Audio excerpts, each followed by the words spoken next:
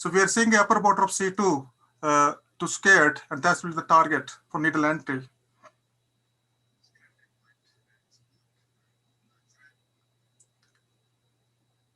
I thought you will hear the video. Somehow, I think the audio, there's an issue. So we're looking for C2 upper border.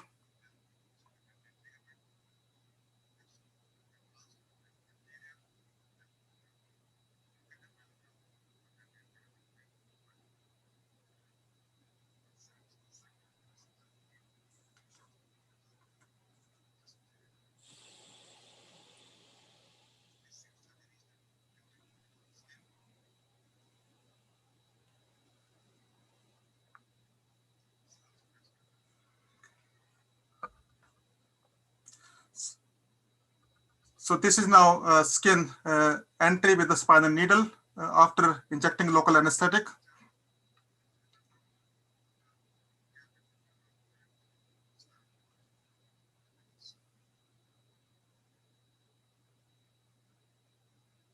So further entry, gun barrel approach.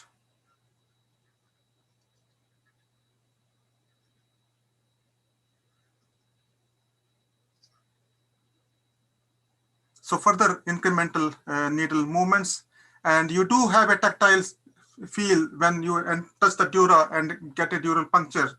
That's the point to stop.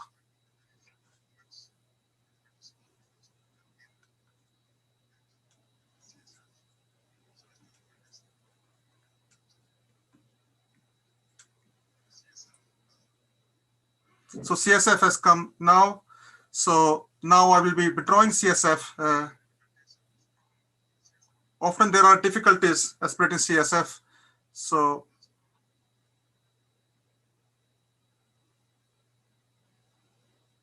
I take about 4 to 5 cc of CSF that is mixed with lipoidal, and that is then re-injected.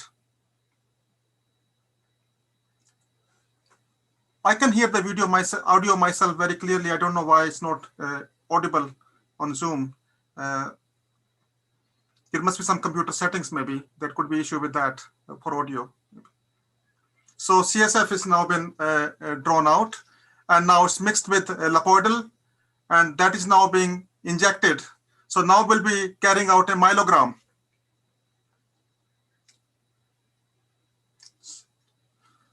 So now we'll be carrying out a myelogram, and that shows here on the screen the dentate ligament, the middle one. So we are checking the imaging of the myelogram again.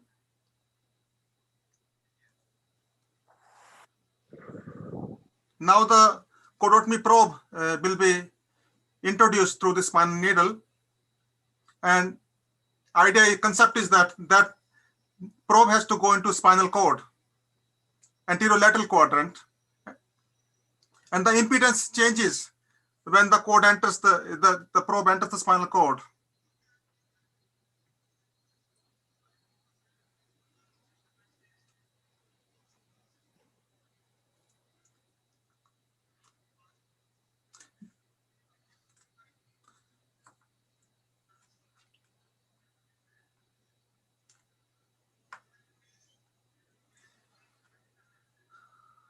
Now,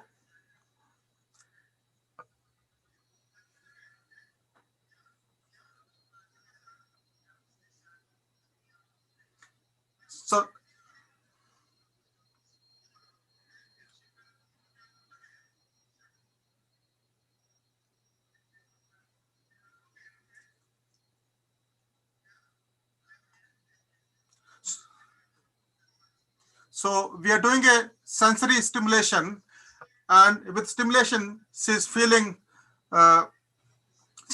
cold sensation in the arm and leg on the right side.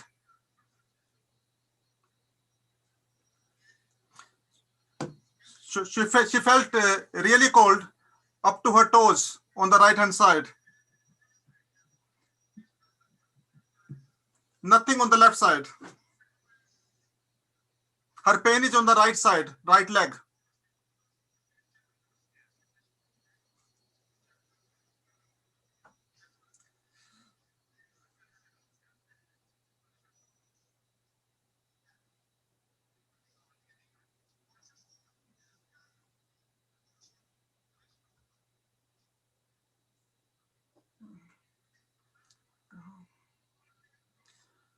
So we are doing a sensory motor stimulation.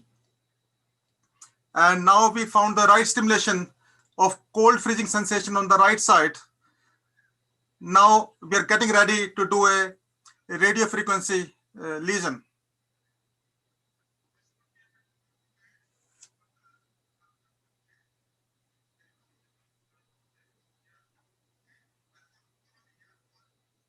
Now we are starting the radio frequency lesion, and that will be at 75 degree for 25 seconds. And you see the radio frequency machine here where the heat lesion is building up.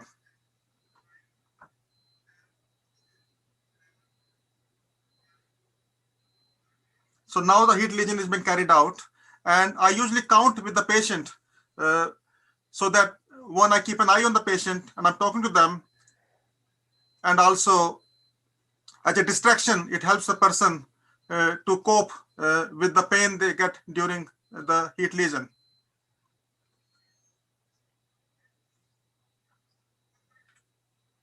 So I think there are some issues with the audio. I'm sorry about that.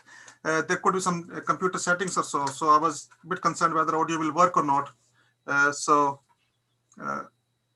that's where we are. So essentially, this person had on sensory stimulation cold sensation on the right side from her shoulder up to her right foot, and her pain was in the right leg. So then she had a motor stimulation, and there wasn't much movement on the left side. That's where you see if you are close to corticospinal tract, that's where you see the motor movement on the left side. So she didn't have any. So she was offered a heat lesion at 75 degree on 3 times, and her right leg pain disappeared literally, and she couldn't move her right leg before, and after heat lesion she had no pain at all.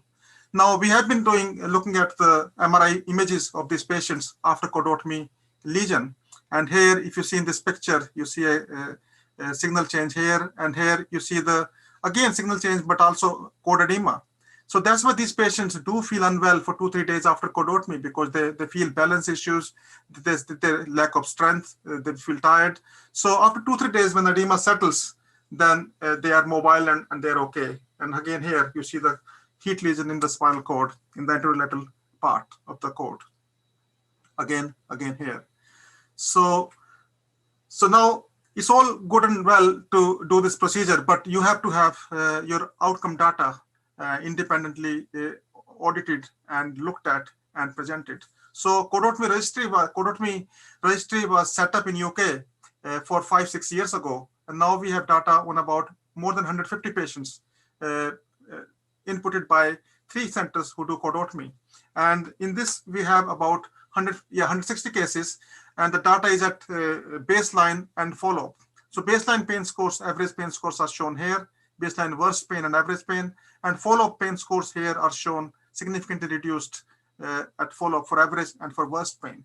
And also if you look at EQ5D data, there's a significant improvement in person's activity levels, pain level improved, and anxiety and sleep. Anxiety is improved and sleep is much improved. So essentially the registry data shows that there is very significant improvement in the pain and quality of life, but the other conclusion of the registry data publication was that patients are being referred late, and that is the challenge, that how we improve the referrals. Again, in my practice, I've been collecting my prospective data, again that is independently audited, and it was published in 2013 and 2020. Only just last month we published the second set of prospective data, because we have to keep on auditing and showing that we are consistent, and if anything we are making some improvements as we're learning from previous outcome data. And again we have similar sort of results: pain at the baseline as a breakthrough pain or a background pain, significant reduction at the discharge from hospital, and at follow-up pain stays low. Again, global impression of change much improved after cordotomy on this range, and also significant opioid reduction and very high level of patient satisfaction in those who undergo cordotomy. So over the last 16 years, I have about 175 patients, and generally 90% patients, you are able to make a big difference to their pain and also achieve reduction in opioid, and also giving a bit of life back to them so that they're able to stay at home with their families. Mirror pain is an issue we see in about 10% of the patient. It can become a challenge, but generally easy to manage. Mirror pain essentially is that patient says my pain is gone. It was in the right leg, it's gone. I got a mirror image pain in the left leg, in the contralateral area, in the matching area. And it is due to the way the tracts are organized, and some tracts don't cross to other side. And that can probably lead on to mirror pain, but exact cause of that is not known. Motor weakness on the ipsilateral side is less than 5%. Again, it's not a as big an issue in my practice. And that's why you do sensory motor stimulation before you create a heat lesion. They do feel some weakness for a few days, but that mostly recovers. So we have a good setup in Liverpool, working closely with palliative care colleagues and neurosurgical colleagues. And I have my own colleague. We work together, so we have a cross cover. So if you go on leave, you have someone else running the service. So that way we have a very short waiting time for the patient. And even during COVID pandemic, we have been able to run video assessments and also admit patients for cordotomy.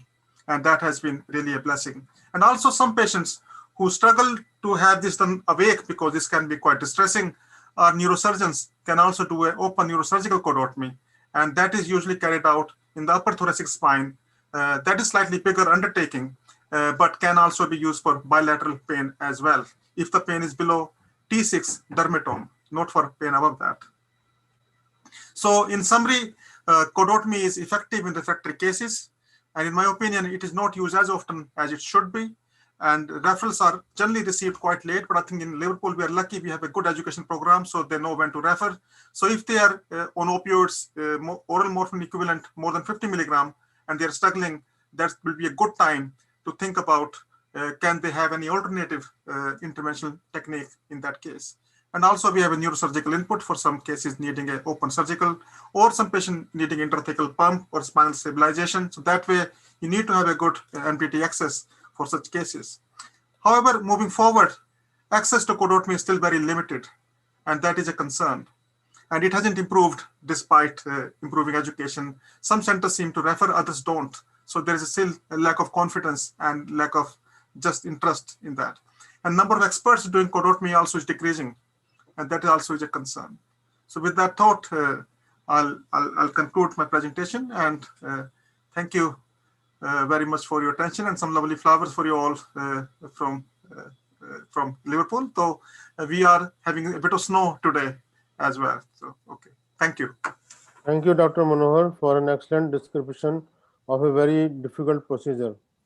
This is, I must tell to the audience that this is very specialized procedures, not for everyone, and it requires a lot of expertise before doing such procedures. So before I go to the audience for questions, I like to ask Dr. Manohar, do you have any experience of cordotomy in children, sir?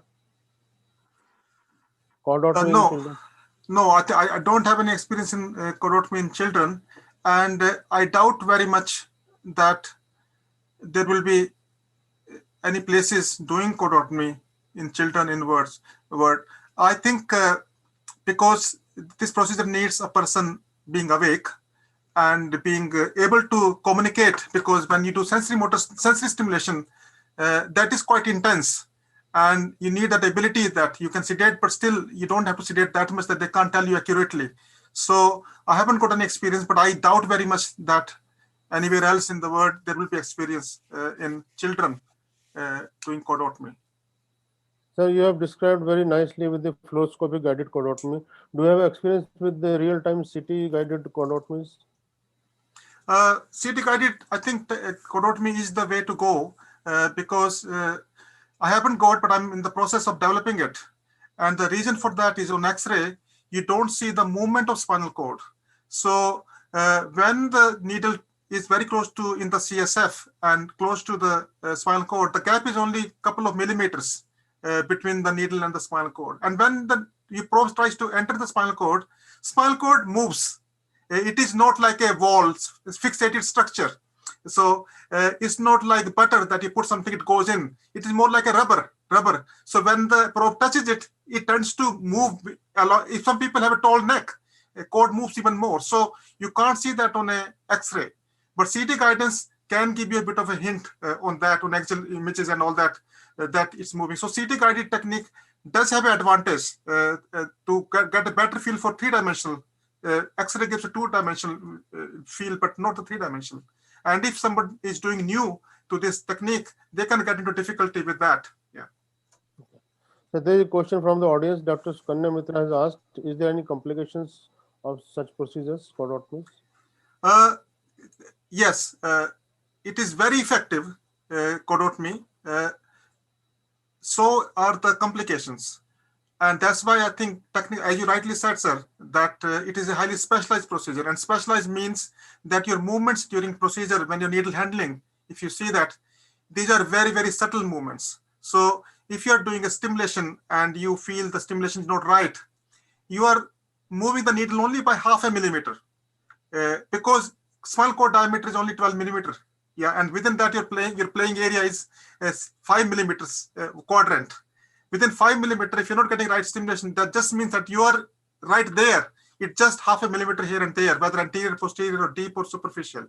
Or yeah. So I think it's a highly specialized, and there are risks of motor weakness. But if you do a motor sensory stimulation, don't do the lesion otherwise, then you're okay.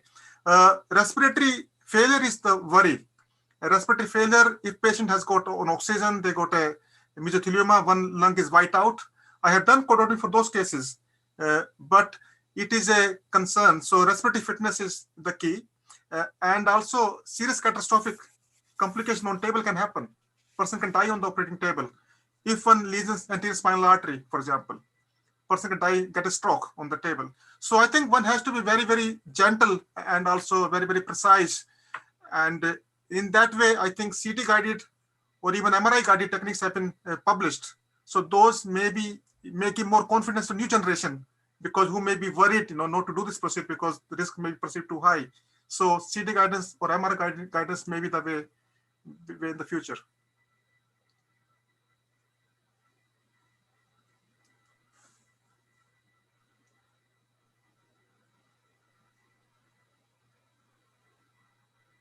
Hello? Can you hear me? I can't hear you, Babita. Your microphone.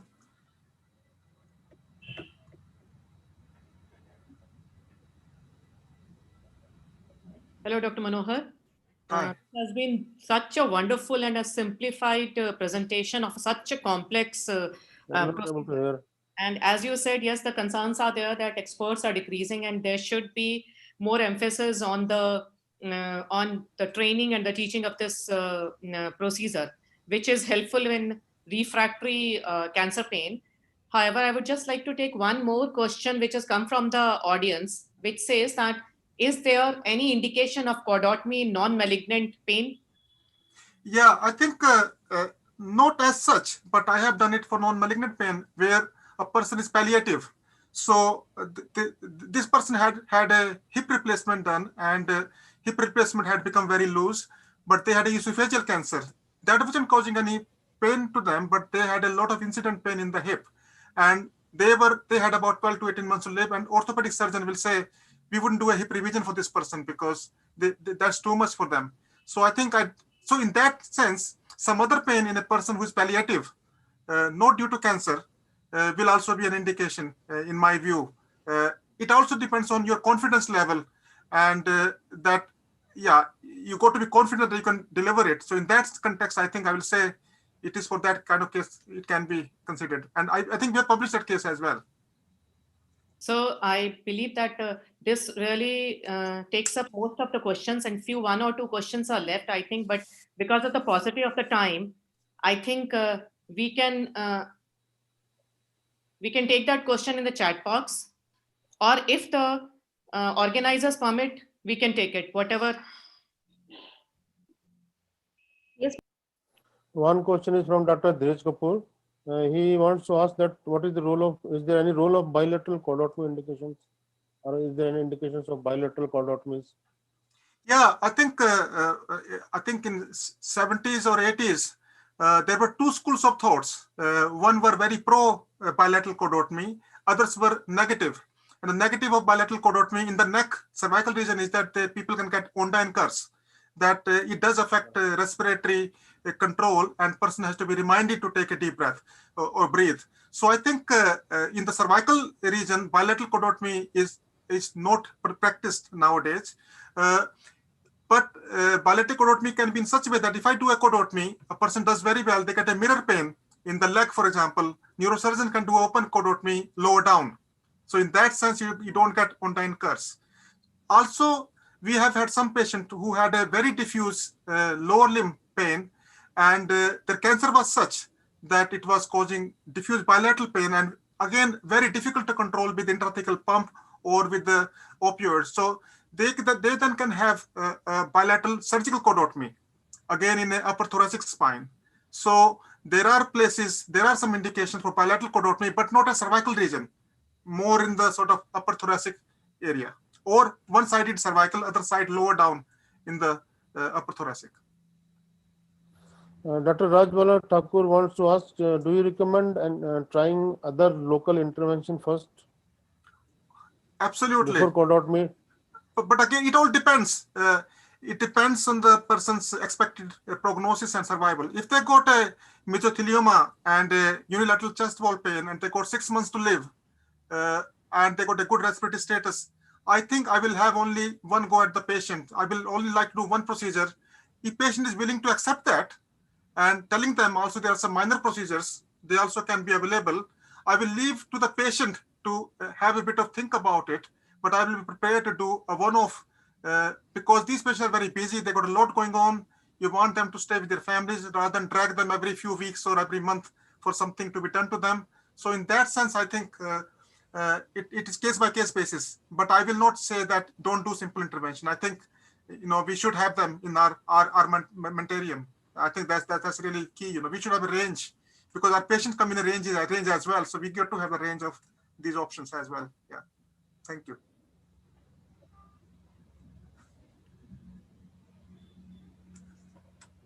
I can't hear you, Babita.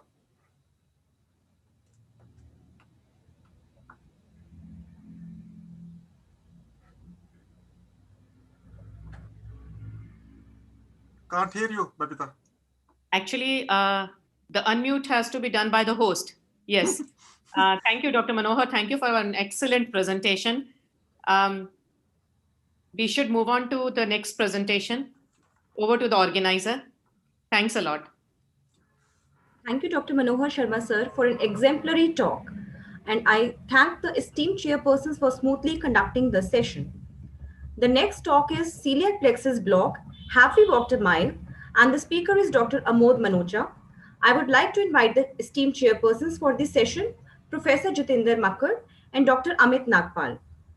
Professor Jitinder Makkar, Department of Anesthesia and Intensive Care, PGIMER Chandigarh, has been an invited faculty at several national pain conferences and has several national and international publications and awards to her credit. Her area of interest are regional anesthesia, pain medicine, trauma, and critical care. Dr. Amit Nagpal is a senior consultant, Department of Anesthesia at Fortis Hospital, Mohali. His areas of interest are acute and chronic pain management, fluoroscopic and ultrasound guided procedures. Welcome, sir and ma'am. I hand over to the chairpersons now.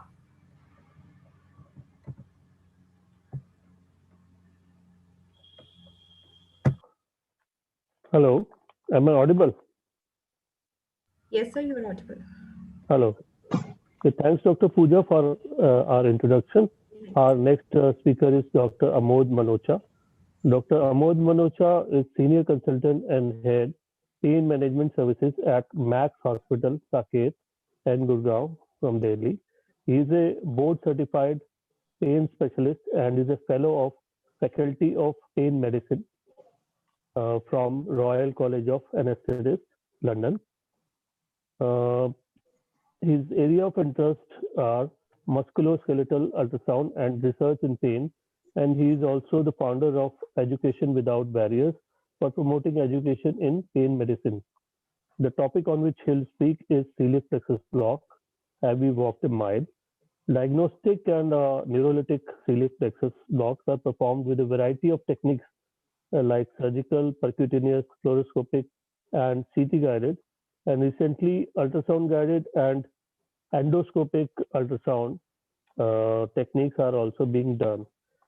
So this celiac plexus block is a very useful adjunct for managing pancreatic and upper abdominal malignancy pain to improve the quality of life of patients.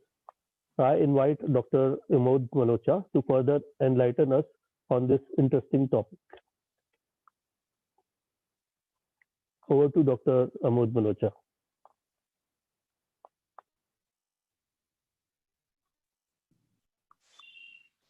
Thank you for the introduction. I'm just trying to share my screen. Can the organizers tell me if they can see the screen or not? We can see your screen, Dr. Manocha. We can see it. Great, great. And one second. And is the presentation visible now? Yes, it is visible. Thank you very much. I must say, first of all, thank you to the organizers, the Issp Chandigarh branch, for organizing this event and and also inviting me to be a part of it. Chandigarh has always been it's like second home to me because I was born and spent my early years there. It would have been really nice if I would have been there in person rather than being across on the internet. It's always a pleasure to be there and meet you all. And I must say thank you to Dr. Manohar for giving this excellent presentation. If I was giving that presentation, I would always put, the Khatro Ka Khiladi ka caption, which comes, don't try this at home.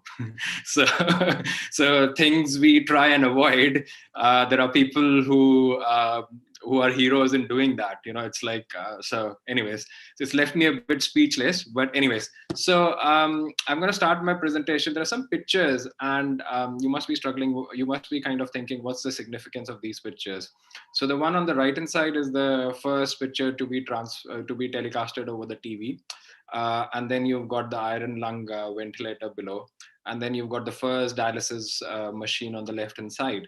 And these are all relevant because the block we are discussing is older than any of these things. So you probably might be surprised to know that the block we are discussing, celiac plexus block, is a century old. So these things are newer and you can understand their relevance in today's world. And we are doing that block, which is more than a century old. So it was first described by a German surgeon in 1999. And what he did was he was experimenting on the dogs. He did a percutaneous splanchnic block, actually not a celiac plexus block. But he is somehow accredited with being the first celiac plexus block as well. So he, however, did earn a name in the history. And this block, I was surprised to find out, is more than a century old. Have we walked a mile in a century? That's a key question. Actually, the topic of the presentation did make me think, what have we done in the last century, just regarding this block? It's been there since 1919, and we are now in 2021. It's been more than a century. So what have we done? And not to forget that this is a block which is most often utilized for one of the most painful conditions, pancreatic cancer, with a very low survival rate, 5-year survival rate, and a leading cause of mortality. So I was thinking about the topic and I had a few questions. Do we still know the ideal case selection we need to go for? We know of a lot of approaches to this block, but do we know which approach is better? Do we even know how to define the success of this block? These were the thoughts which were coming into my head when I was thinking about, walking a mile in a century. And do we even have an agreement on the duration of action? We call it a long-lasting block, but do we know what is success and what is long-lasting? Which imaging modality is the best one to do this block? What drug to use and how much? So these were the questions which popped into my head. And surprisingly, having done it so many times, been there for a century, this block, but still, we are struggling to find some of these answers. We have some of the answers, but not all of them. So we are running let's see how far we have come, in the mile we're talking about. So this car, a 1919 Ford, which you see, is the same year as the block was discovered or first described. And I'm not sure how many of us would like this car today. Some would, obviously, because of its antique value. But anyways, so 1919 to 1950, we worked on the variations of the technique first described. The first prospective study on this block wasn't done till 1990. First randomized trial not till 1992. And all the the focus was always on improving the technique to try and make it safer and more effective. So we started from the blind version to the fluoroscopy version, went on to use CT, and then somewhere around the way, ultrasound came in, being utilized for this block, and then the endoscopic version. And now we're using combination of different techniques to see what best we can offer to our patients. So just a brief about the approaches. We all know about these. This is a more common procedure compared to the cordotomy we were discussing before. So there's an anterior approach, which can be done with 1 or 2 needles using various modalities. There's a posterior approach, which we describe on the basis of where our needle position or path is. It can be retrocrural, ending before the diaphragm or posterior, or it can go through the crura of the diaphragm and be anticrural.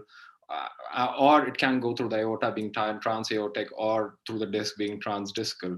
Whatever approach we use, the goal or the aim is always to give safe, good quality analgesia. And we often think these as options, but surprisingly, when we actually come down to doing these blocks, some of these options are not there for us. The challenges being to get a good consistent spread of the medication where we want, and that's easily influenced by the cancer itself, the disease itself, or previous surgery or radiotherapy, making it more challenging for us to get an even spread. And then certain approaches like anterior one can be more difficult if you've had surgery, or if you've got stents which might obstruct your path.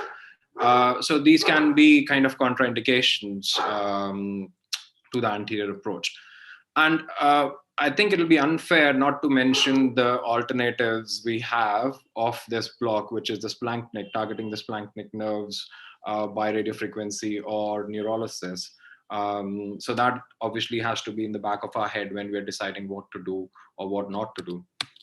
Anyway, so as I said, there are individual advantages and disadvantages of each of the different approaches, but for me, it's the best approach where I am comfortable with, and the best approach which is suited to the patient in hand. So that's what makes me decide which approach I go for. I think we're all well versed with the anatomy, but just to highlight 1 or 2 points, the number of ganglion can be variable. The diameters can be variable, generally at the L1 level, but they can be higher or lower down. And it's useful to know that the left side, the ganglion are slightly caudal compared to the right hand side. And we get innervation from the upper abdominal viscera. That's what we use it for. So with that background, I thought it'll probably be more useful to look at a few studies to define the questions we talked about before. And I think each of these studies, I have learned something from it. So I selected them to hopefully give you some benefit from these as well. So the first one I'm talking about is the Cochrane review, which was published in 2011, looking at the efficacy and the safety of the celiac plexus block in celiac plexus neurolysis in pancreatic cancer pain. And they also try to look at the differences between the techniques and if one had an advantage over the other. This Cochrane review, however, had only 6 studies which were included, because they wanted a follow-up of at least 4 weeks, and a number of studies failed on that. A total of 358 participants, the data was analyzed from there. And what they found was the mean VAS difference in people undergoing celiac plexus neurolysis compared to standard analgesics at 4 weeks was just 0.42. So it was in the favor of celiac plexus, but the difference was just 0.42. And this persisted at 8 weeks, and was the VAS score difference was 0.44. However, they did notice that the opioid consumption in the celiac plexus group was significantly lower. And so they concluded that the Cochrane review concluded that there is minimal statistical evidence of superiority of the celiac plexus neurolysis compared to the normal analgesic therapy. But there are other advantages like lesser opioids and fewer side effects associated with the opioids. With regards to the different techniques, they weren't in a position to give a firm recommendation or an opinion. And they said we need further studies to see whether the endoscopic version, which is less invasive, has more to offer in terms of advantages. So moving on, the second study is a systematic review published in 2020, and it's from Brazil. They had a much larger database with 21 studies and more than 2,400 patients. And I've just highlighted the key things over there. They noted what they concluded was 3 out of 4 patients having this neurolysis had pain reduction, number one. And then there was, however, there was no impact on the mortality and the long-term outcomes. But there was a decrease in the opioids the people who were having celiac plexus block required. And hence they recommended that this is, we should consider this option for people having upper abdominal visceral pain. They also noted in their review that as the disease progresses and the pain increases, the effectivity of the neurolysis, celiac plexus neurolysis, declines. And if you had done a block before and you repeat the block, again, the outcomes are less satisfactory. And even if there is analgesia, it's not as long lasting. So I think that's relevant for people, dealing with pancreatic cancer patients every now and then. So the third study, which I think is probably the one I like the most of all these studies, this was published in Anesthesiology in 1997. And this was a retrospective study where the authors evaluated the needle position with the contrast spread on the CT, and then kind of correlated that with the analgesia, how long it was lasting and how good it was. So they selected a total of 138 patients, and then they excluded a significant majority, and in the end analyzed only people who had normal anatomy.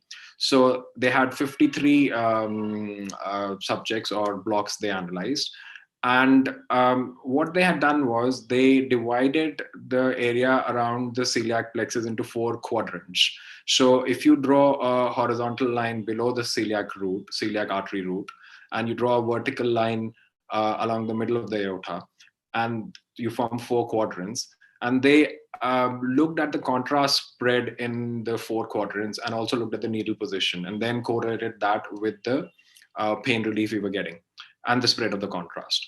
So what they found was, if the needle was placed just kephalar to the celiac root, the spread of the contrast in the 4 quadrants was higher, significantly higher. If you notice the percentages, it compares 58 with 14%. And then if the needle is kephalar, the spread of the contrast in 3 quadrants plus 4 quadrants was also higher. And when they correlated the spread of the contrast with the analgesia obtained, they found that whenever there is a 3 or a 4 quadrant spread of contrast, irrespective of which quadrants they are, there is an association with longer lasting relief. And whenever there is only 1 or 2 quadrant spread of contrast, the relief is not as long lasting and not as adequate. So in their study, they defined long-lasting relief as more than 30 days. So we're just talking about 30 days. And if we are not achieving 3 or 4 quadrant spread, the kind of benefit from this is significantly lower. So when they analyzed the remaining people whom they had excluded because of abnormal anatomy, they found the spread in the 3 or 4 quadrants was even lower, almost say 25%. And only 20% of these patients had long-lasting relief. So for me, this is an important study which did change my practice in terms of where I put my needle and what I try to achieve as an endpoint. I would recommend reading this study if you haven't done that already. So then moving on, this is another study which analyzed quality of life and the impact of celiac plexus block on that. Now, that can be a very difficult thing to analyze because we all know how the quality of life can be affected by multiple variables in pancreatic cancer, especially where you can't eat, your oral intake, nausea, lots of other things, confounding factors can come into play. So this study which I'm talking about, the references given below, had only 16 patients. And these patients were those who had inadequate response to systemic analgesics. And then celiac plexus neurolysis was performed, and they were analyzed 35 days after. The primary outcome was pain score on VAS, which was better. And they used SF36 questionnaire, which is a multi-dimensional, quite comprehensive questionnaire, not meant for this purpose, but yes, it's a quite comprehensive questionnaire to analyze the quality of life. And the reason I'm putting this study in there is because previous studies, the reference I'm giving over here, have failed to identify a difference in the quality of life. Although there has been a decrease in the amount of opioids required to control the pain, and there has been decrease in the pain scores, but the quality of life separately wasn't proven to be benefited. So this graph over there shows the decrease in the VAS and improvement in the quality of life parameters. The yellow one is after block, and the white ones are pre-block. And when you look at the SF36 dimensions, a higher score indicates a better quality of life. So hence the post-block values are higher, as you can see in the second, the second graph. So I think this is important, that it shows that it not only decreases the pain, but also improves the quality of life. So moving on, that was just 3 or 4 studies which I thought would be relevant for people. Now, moving on, if I was to talk about what I do. So when I'm encountered with a patient who needs a celiac plexus block, my first thing is to confirm the indication and then review the imaging with my radiology colleagues. Because there are multiple routes by which you can reach your target. But my preferred approach would depend on a number of factors, starting with what the imaging shows, where the cancer is it encasing the celiac root or not? What are the things in my pathway? Which approach would be best? What is the needle path? What structures would I need to go through? Where should my puncture site be? And all these questions can be significantly answered by reviewing the imaging. And often it also decides for me whether I'll be going for a diagnostic or a neurolytic straight away. And it also helps me to decide on the imaging modality. So what I've noticed is when I was doing these in the UK, there were more and more which I was doing fluoroscopy guided, because often the patients were presenting early. Whereas in my current practice in India, most of the patients are presenting late, and I have to look for either a specific route to reach my target or look for alternative options, because they often present late, and the 4-quadrant spread, as I said before, which is what I try and achieve, is more trickier if there is more growth in that area. Anyways, so so when I'm deciding on which route to take, I also there are a lot of multiple factors where patient assessment comes into play, whether they can lie supine or prone or not. What is their GC? Would I need to keep them in the hospital overnight or not? Do they have breathing problems? If yes, my answer is different in which approach I take. Is there ascites, significant ascites, which has its potential of having infection or SPV or whatever? So that again changes my answer. Have they had a surgery before? Are there any drains in there? So all these factors come into play when I'm deciding into which approach to take. If I have a choice, my preferred approach now is a combination of ultrasound and CT, because what I feel is patients lying supine, so I take a scan, a CT scan, place my needle initially, and then guide it where I want it to be with ultrasound, and then take another scan to confirm its position, give contrast, and then confirm again. And then you can proceed with the neurolysis once you've got a good spread of the contrast. There are other factors which you might want to take into account, like the availability of the CT scan or whatever option you're preferring, your skill level, and things like the cost, which often becomes a big player in the private setup. What I do is I do these procedures as a combined procedure with my radiology colleagues, and we both do it together using the CT and the ultrasound in most cases. So there is evidence showing advantage of CT guidance. It not only helps you in finding out the best route to reach your target, but you can avoid unnecessary structures in the path, and it's one of the best modalities to kind of document the spread of the contrast. So hence my preference. These images are put because these are 3D reconstruction of CT images. And this is something which has just recently become available in my hospital, and I do plan to explore these options further. I don't know if anyone else has got experience in using these. So it's like a normal CT, and these images are constructed using a special software, which doesn't take very long, but you can see how the 3D orientation can give you a huge advantage in terms of getting your spatial orientation right. And I think they're lovely pictures, and they can, you know, make things easier for you to comprehend if they could be processed pretty quickly. And I'm sure that day would come if it's not there as yet. Some more pictures to show how they can, you know, how the 3D imaging and reconstruction can help.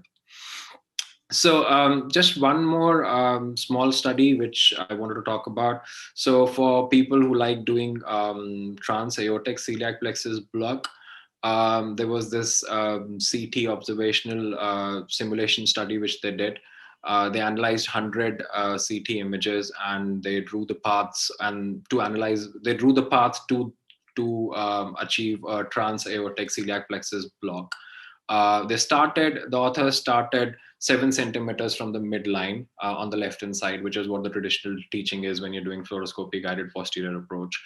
And what they noticed was they could achieve trans-aortic access to the celiac plexus in almost 3 out of 4 patients with a needle angle of 23 degrees. And the total length of the needle required to reach the target was about 15 centimeters. And in about 7% of the patients, they went through the kidney. Whereas when they analyzed the remaining 27% where access to the trans-aortic route was not possible using this approach, starting 7 centimeters from the midline towards the left, they noticed increasing the distance to about a mean of 10 centimeters and changing the angle to 34 centimeters helped them to reach their target. They obviously did require a slightly longer needle, or the length was slightly longer, but the kidney penetration rate significantly increased. You can see this image, and the C perhaps makes you understand what I'm saying. So, so when you are, the reason I'm putting this study in there is because this is what helps. Let's say you want to do a trans-aortic route. And if you go and analyze your CT images and measure these distances and targets, it gives you an idea of what is reasonably achievable and what you are up against. Just a small last study. This is an Indian study which has been published recently. And the reason I put that in there is because they had about 94 patients who were retrospectively analyzed this was a retrospective observational study. And the good thing about this study was that the patients were followed up for 6 months. And one of the questions we asked was, how long is long lasting? So, so in this study, what they found was the effect of the celiac plexus block starts to wear off at 3 months time. So I think that's what I have found in other studies as well. So we talk about this block as a long-lasting block, but most of the literature we have is giving benefits for up to 3 months. Is that really long-lasting? Perhaps yes, maybe, I don't know, because in their study, only 27 out of the 94 were alive at 6 months' time. So, so hence, maybe it is then long-lasting. Lastly, I was asked to talk about ultrasound-guided celiac plexus block and anterior approach. I did make a video, but unfortunately, because of patient consent issues, I can't use that video. Anyway, so I've got some still images, and I hope to convey the, what I wanted to with these. So, so when I start with either the short or the long axis imaging. For me, what determines which way I start and what approach I would take depends upon what I've seen on the CT.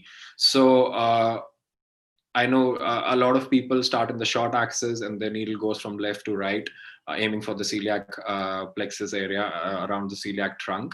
But often I've found that because of the tumor growth in that area, that is not accessible, and I end up starting in the long axis of aorta and my needle going from inferior towards superior direction. So it all depends upon what I see in the imaging and what is the most accessible route.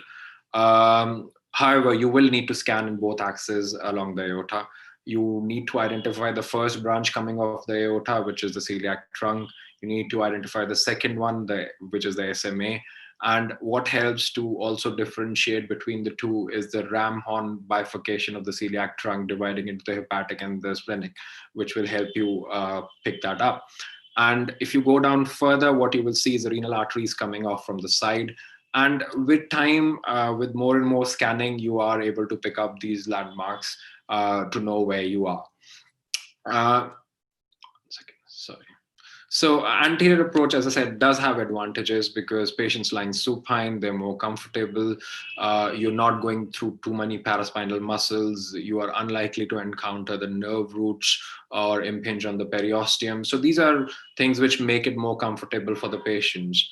And there is some evidence suggesting that the injected or whatever you're injecting drug-wise spreads more extensively because in the anterior approach, as there is a lot of soft tissue pre-aortic, which allows the spread. Also, there is an advantage of less neurological injury as you are in front of the diaphragm. So the chances of neurological injury are relatively less. Anterior approach has its own unique risks, such as infection, fistula, or hemorrhage. However, these are extremely rare. And if you compare it with other similar procedures, such as the pancreatic biopsy, which have been done for years and years, the complication rate is really, really low. So just a few images. So you see the aorta, and then you see the celiac trunk coming off and the horn appearance, which I was talking about. This is in the short axis. And if you analyze the aorta in the long axis, then you see the celiac and the SMA taking off. And often you would target the area in between over there. This is the typical image which you would want to achieve. So you've got the aorta, and then you've got the celiac trunk dividing into the common hepatic and the splenic, and the ganglia are on either side, which is what you want to target. This is a description of the needle. This is again your aorta and the celiac trunk, and the needle kind of going towards where your target site, where the celiac ganglion would be. This is a small video clip, not very great, but this is what I could manage for the time being. So you can see the aorta in the center, and you can see the bifurcation with this short celiac trunk dividing into the two. And that's so my target area would be in this area where the block would be, where the ganglion would be. This is going down a little bit further, where you can see the renal artery coming off, and you can see the SMA as well. Sometimes they can be really closer, but generally they would come off the sides, the renal arteries. That's one thing which helps you to identify. This is again a long axis image where you've got the celiac, the SMA, and this is the target area for the ganglion where you would want to go. This is another image in the long axis, and this will show you, you can see one branch coming on this direction and the other one coming in this, and this is nicely highlighted by the color flow, the SMA and the celiac trunk coming in the different directions, and the aorta is in the long axis. So just some key messages for me, and otherwise also I recommend pre-procedure planning. You have to be kind of really careful in what approach you choose. And I try and aim for as many quadrants as I can reliably achieve. CT guidance does give you an extra edge, but again, you have to be familiar with what you do.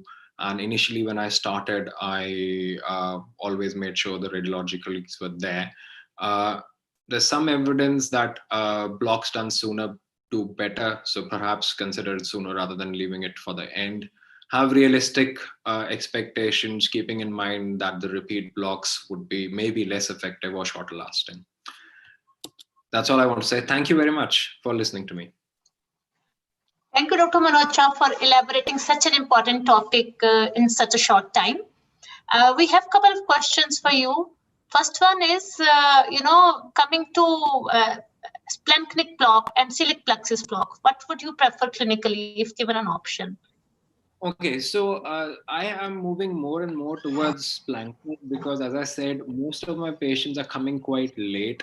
And when I see there is extensive tumor spread around the celiac axis, which kind of interferes with my access to the area I want to go or the spread of the medicine, that makes it, it makes it easier for me to target the splanchnic because that area is relatively disease free. However, I do have to keep in mind, or I do assess the patient for breathing problems and lung pathology, because that can interfere with your choice if they've got severe COPD or one lung's really bad, and then you don't want to create, because in most of these patients, you end up doing bilateral splanchnic radiofrequency ablation. So doing a bilateral approach when your lungs are already compromised can be, troublesome if you end up with a complication.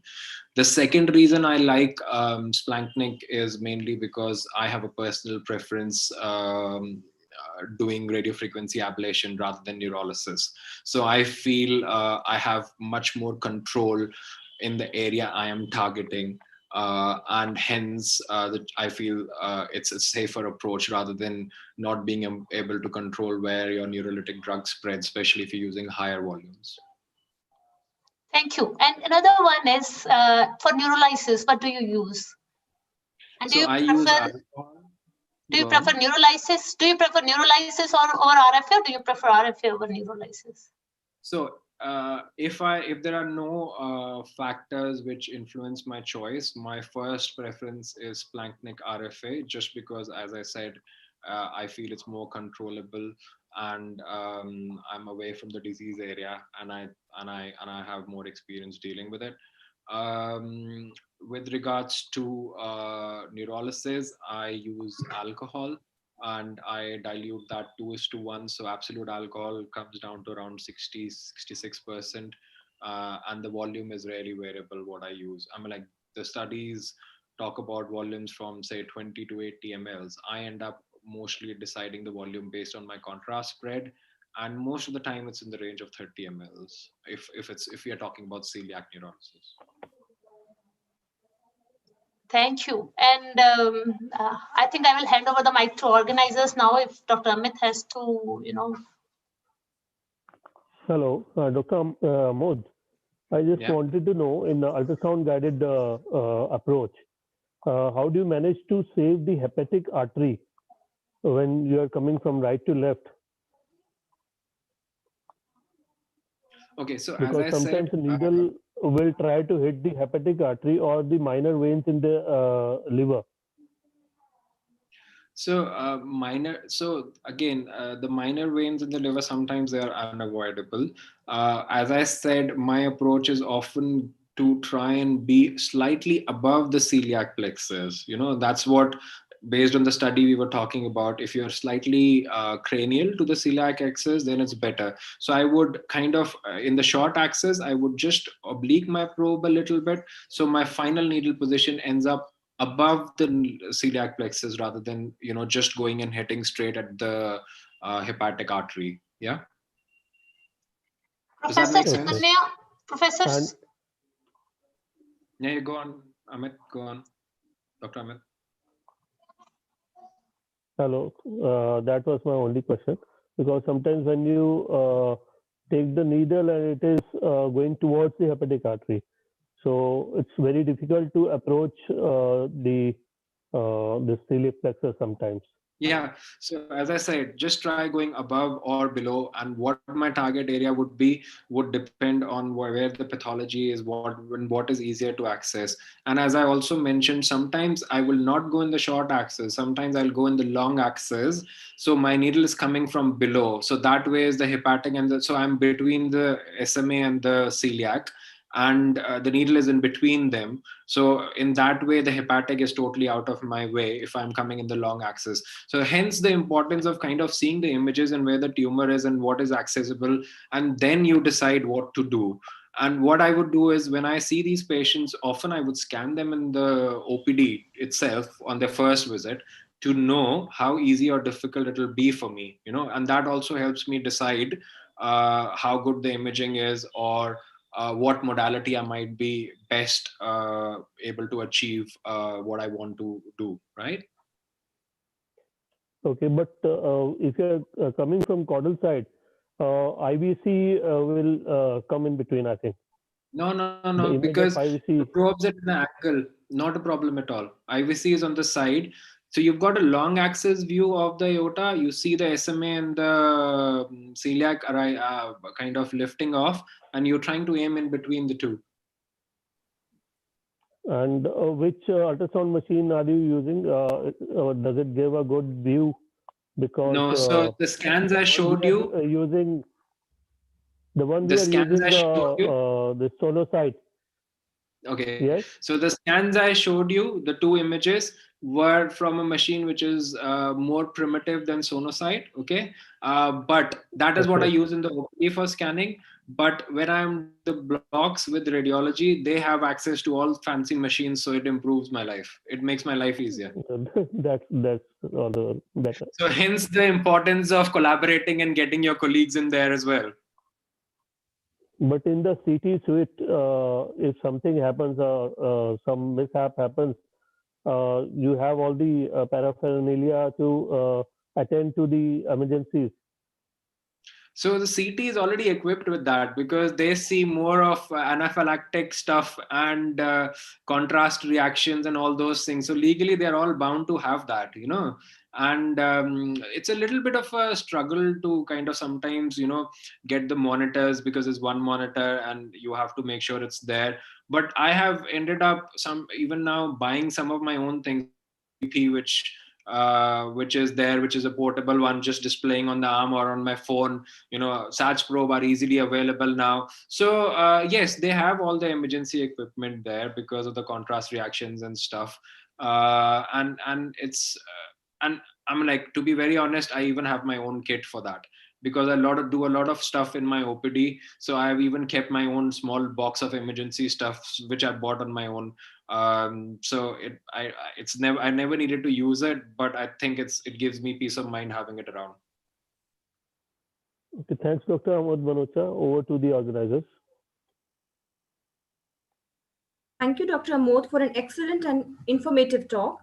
I also thank the revered chairpersons for the smooth conduct of the session. Now we move on to the next session. Our next speaker is Dr. Rajpala Thakur, who will be speaking on the malignant pelvic pain. And for this, I would like to invite the esteemed chairpersons, Professor Neerja Bharti and Dr. Narinder Pal Singh. Professor Neerja Bharti, Department of Anesthesia and Intensive Care, PG IMR, Chandigarh, has various national and international publications and awards to her credit. She is the reviewer of many journals. Her area of interests are chronic pain management and radiofrequency ablation. Dr. Narinder Pal Singh is a senior consultant at Super Speciality Hospital, Mulana. He has several international publications to his credit. His area of interests are interventional pain management and regional anesthesia. Welcome, chairpersons, and I now hand over to them.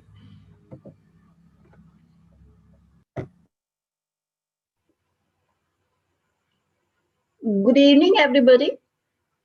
Our next speaker is Dr. Rajpala Thakur. She is an eminent faculty in the Department of Anesthesiology and Perioperative Medicine, University of Rochester School of Medicine and Dentistry, Rochester, New York. She is also professor in the Department of Physical Medicine and Rehabilitation, University of Rochester School of Medicine and Dentistry, New York. And she is a palliative care consultant in the Department of Medicine, Strong Memorial Hospital, New York. She has several publications and book chapters. She is also has a guest faculty in workshops and various conferences. Over to you, Dr. Rajbala Thakur. She will speak on malignant pelvic pain. And as we know, malignant pelvic pain is a not only difficult to treat, but also difficult to diagnose, as it may be somatic, visceral, or maybe neuropathic and in origin, and may originate from any pelvic organ or may be radiating pain. So over to you, ma'am. Thanks, Nirja, for such a lovely introduction. And thank you, everybody, for having me here. And greetings from our winter snowy Rochester, New York. And my topic today is not as exciting as it was for Dr. Sharma. That was really a great presentation. And Dr. Manocha, that really was a wonderful review of the celiac plexus. So we will be, as the topic said, delving deep into the pelvic pain. And as Nirja pointed out, that it really is a complex issue, not in terms of ability to diagnose, but also to determine what source of pain is and how can we best target it. So my discussion points today, without further ado, would be like sources of malignant pelvic pain, which Nija already introduced us to, some types of pain, and mostly the big part of the presentation, we would be focusing on just case examples from my own clinical experience in terms of what the interventional approach, various interventional approaches we use, which are tailored to the individual patient, the patient's goal, and the type of pain itself. So as the slide shows, that there are multitude of sources from where the pelvic pain can come. I don't know if you can see my scroller, but it could be a somatic pain just from muscle spasms as a convergence phenomenon from the viscera, or the tumor or cancer infiltrating into the bone or the soft tissues. It could be coming just from the viscera itself, like either uterus or per part of the cervix, or testicular issues in males or anything like that, bladder, of course. And then it may also be as a result of the treatments that are used for cancer, like any surgeries leading to that and any radiation induced. This is a picture of a proctitis patient who had radiation treatment for that, and that fairly causes sometimes fairly complex pain. And that comes in the category of mixed pain.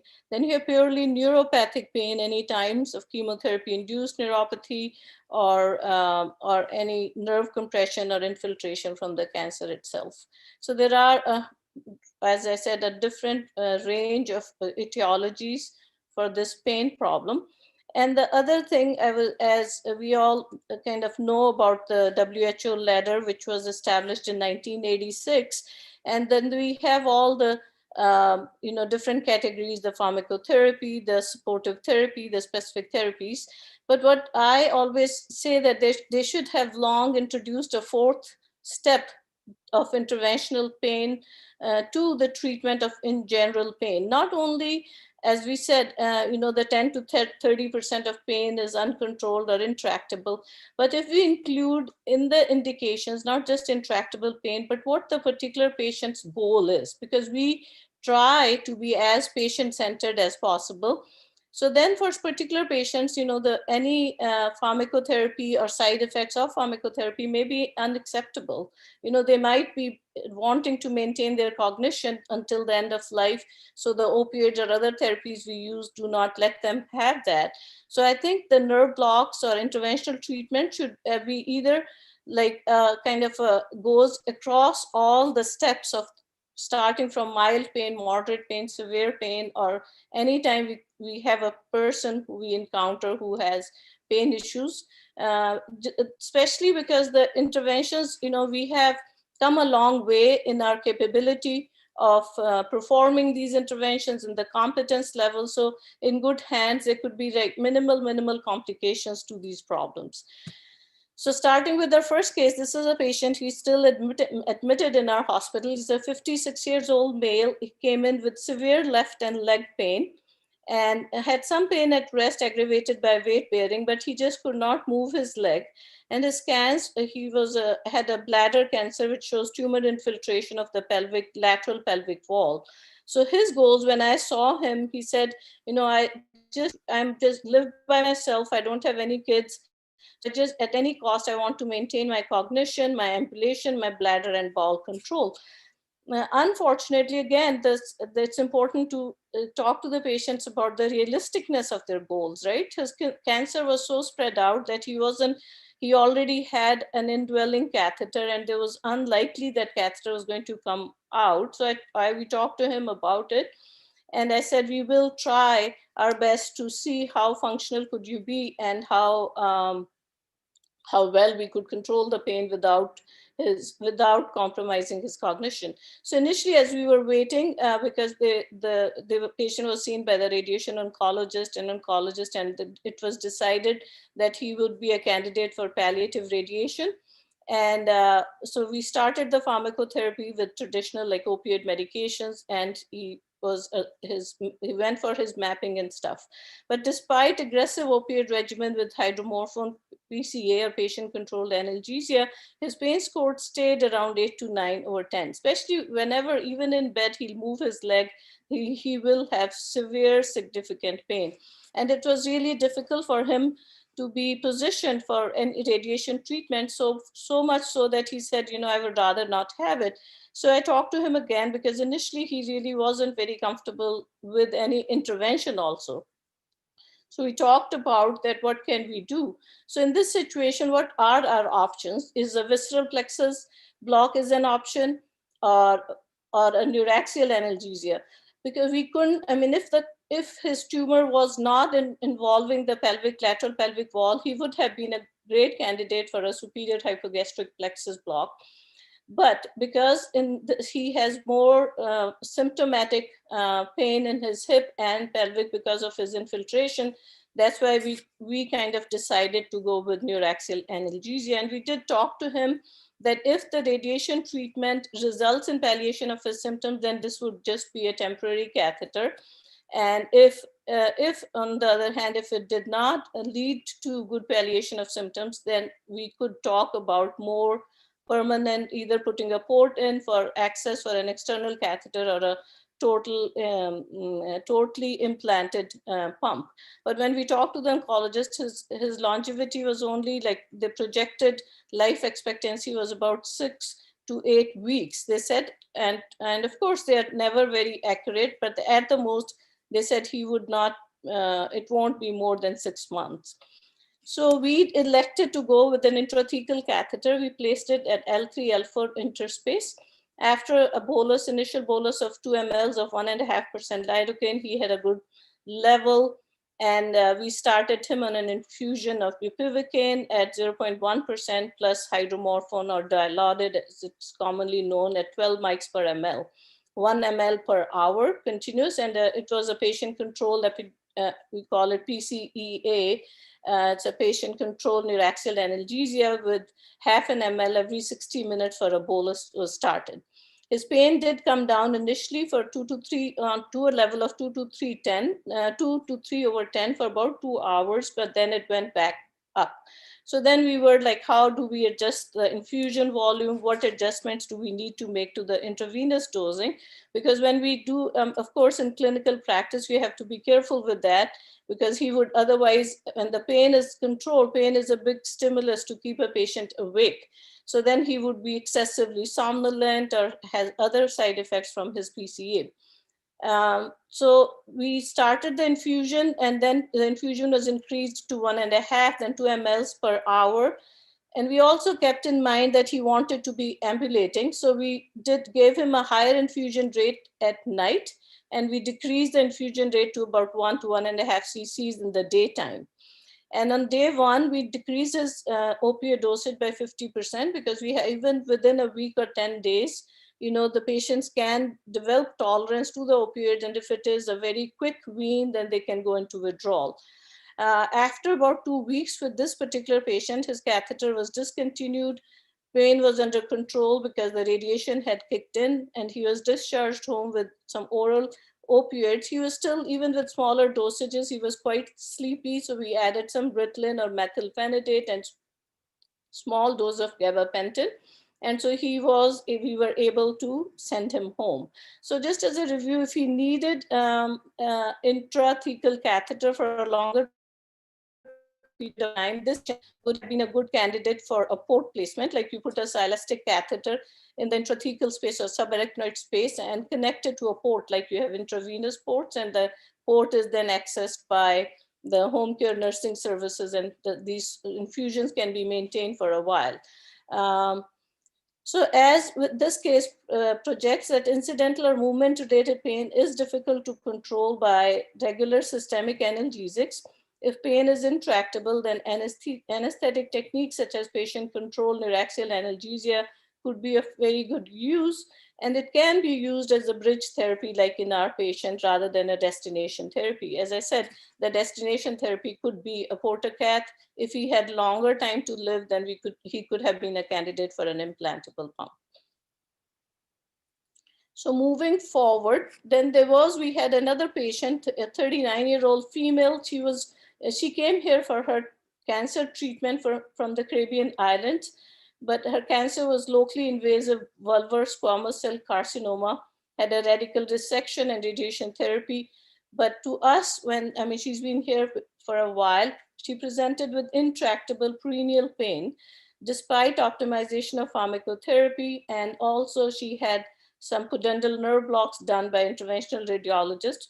Her pain was so bad that she will say, it's a burning, searing pain. It's just like, as I talked to her, it really was, it brought tears to my eyes just seeing her. She could not sit up. She had to keep lying in bed on a donut. And so she was really very, very miserable. Her goals were very simple. She said she just wants to be able to sit up and eat her food, and while interacting with her family. That was as simple a goal as it was for her.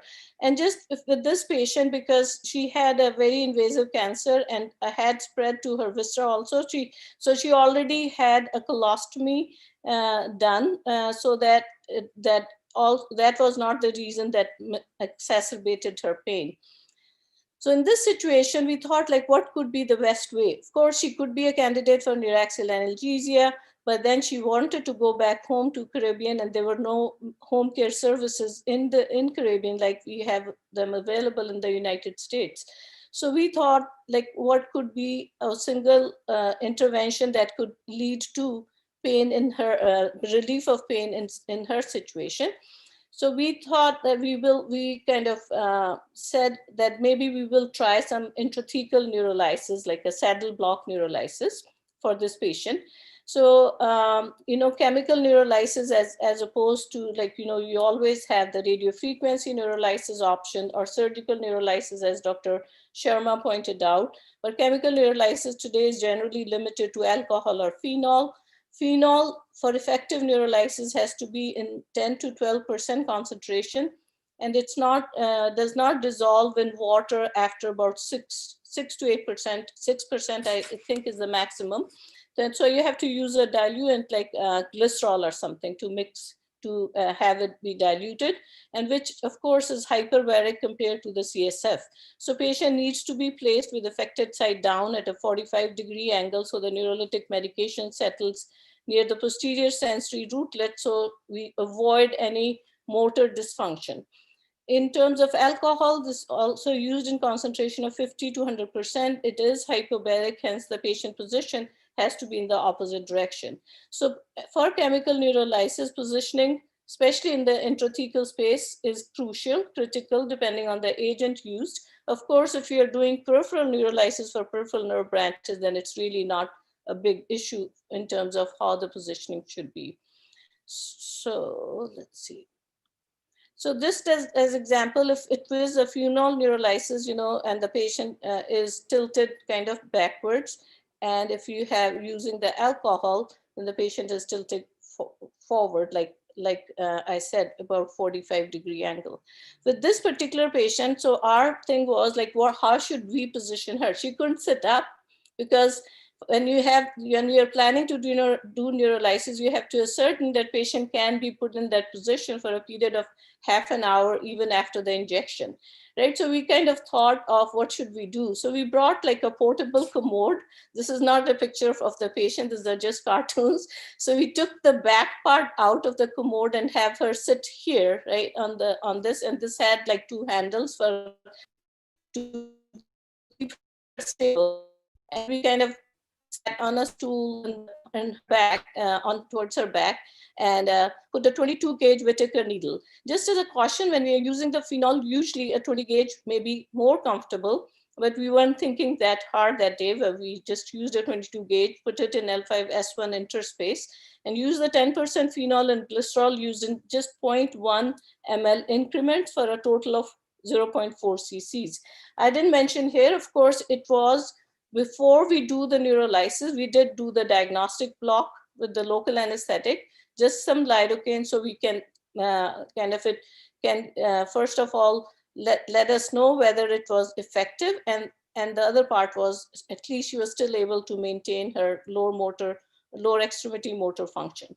So that was done prior to the neurolysis, and that is almost a given that anytime you even when you're doing the celiac plexus or other plexus blocks where you do not anticipate that there would be a motor block, we always do it with local anesthetic to make sure at least the modality is effective.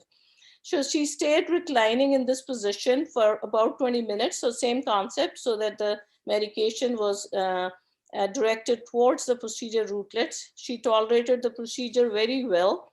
And so she was comfortable after the procedure. An aggressive vein of her intravenous hydromorphone was started, and the patient's pain was well controlled on half the original dose. And even further, because we were just doing a aggressive but still a little slow wean to prevent the withdrawal part. And she was switched to oral meds by day 3 and was then discharged to return to her family in the Caribbean. At the time of discharge, she reported minimal pain. She was able to sit and maintain normal motor function. So this is just an example of a very simple intervention. As anesthesiologists, we do it all the time. And just to like have some creativity to target towards a particular patient's state and her goals of care and her situation at home, right? Because like as we said, one glove size does not fit all, so you kind of have to tailor the glove to fit that person. So a third patient was a patient with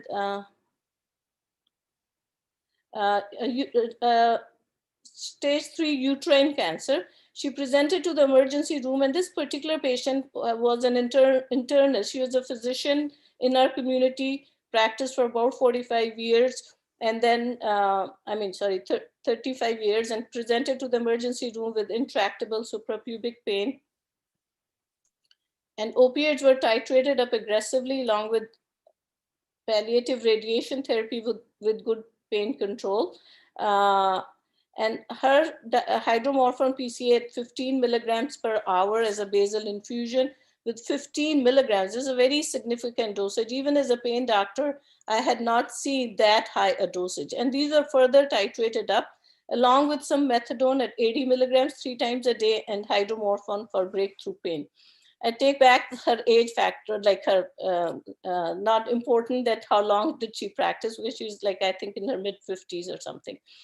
And so her goal was a very specific goal. She said she did not want to stay on all these opioids. Her pain was fairly well controlled, so that was not an issue.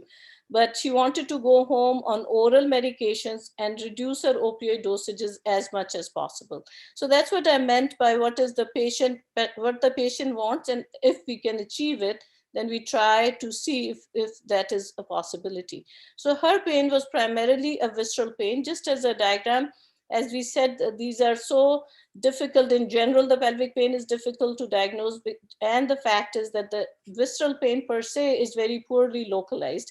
If a person has some lateral pain in the lateral lower abdomen or mid abdomen, it could be adnexal or coming from.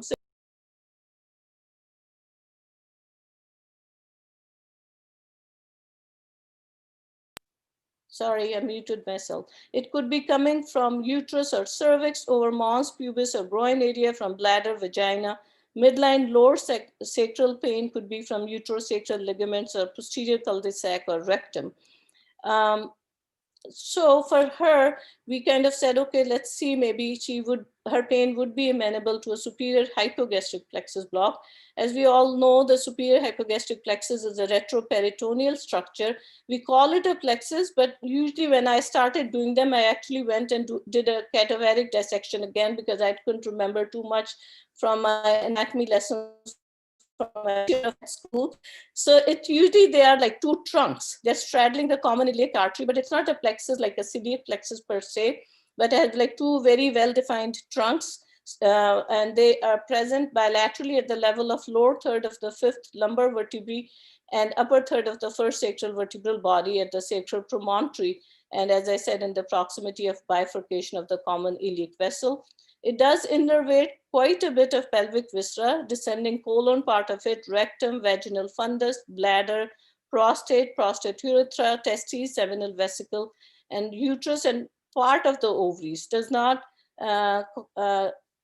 carry innervation from the lateral part of the fallopian tubes. Other than that, it does. So routinely, this plexus, the approach is used as a posterolateral approach. In my practice, this is just an arrow here, I use an anterior approach for this plexus.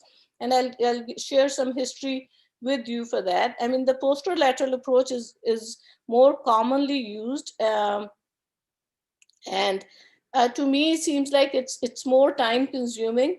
And also because as we go posterolateral, we are kind of on the side. So the spread of the medication is more by proxy, that we need to cover the anterolateral part of the vertebral column per se. So it does need two needles then. You can't do it with a single needle, versus with the anterior approach, which is my preferred approach, you can use it, a single needle is fine, and it's much, much more easier. And we thought of it as when I was a fellow, we thought of this approach because in India, I should say another life, I was an OBGYN person. And we used to do these family planning clinics where we do laparoscopic tubal ligations under local anesthesia. So we'll have them in deep Trendelenburg position. All the viscera was taken out, and we'll go in, lift up the tubes with our Webcock and kind of ligate them there. So that was my background. And I said, why can't we just try the same with this ganglion block? So this is just, again, a cartoon figure, not that particular patient. So you have this deep T-Berg position for these patients, kind of milk out the viscera after making sure that they have emptied their bladder. And you, of course, put the restraint in so the patient doesn't slide. And this is just an AP picture of the needle placement. You can see the needle at that. You just come in from, wherever the level is, the perfect AP.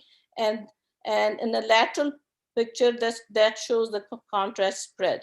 So just really, it does take the needle placement part in an anterior approach only takes 1 to 3 minutes. It's a very, very quick procedure to do. And as compared to this two needle posterolateral approach, and that's where the needles are from that approach. And so what did we inject for this person? We performed, as I said, and one more thing with patients and cancer patients, I'm sure you must have seen that they don't get too many passes coming to the hospital back and forth.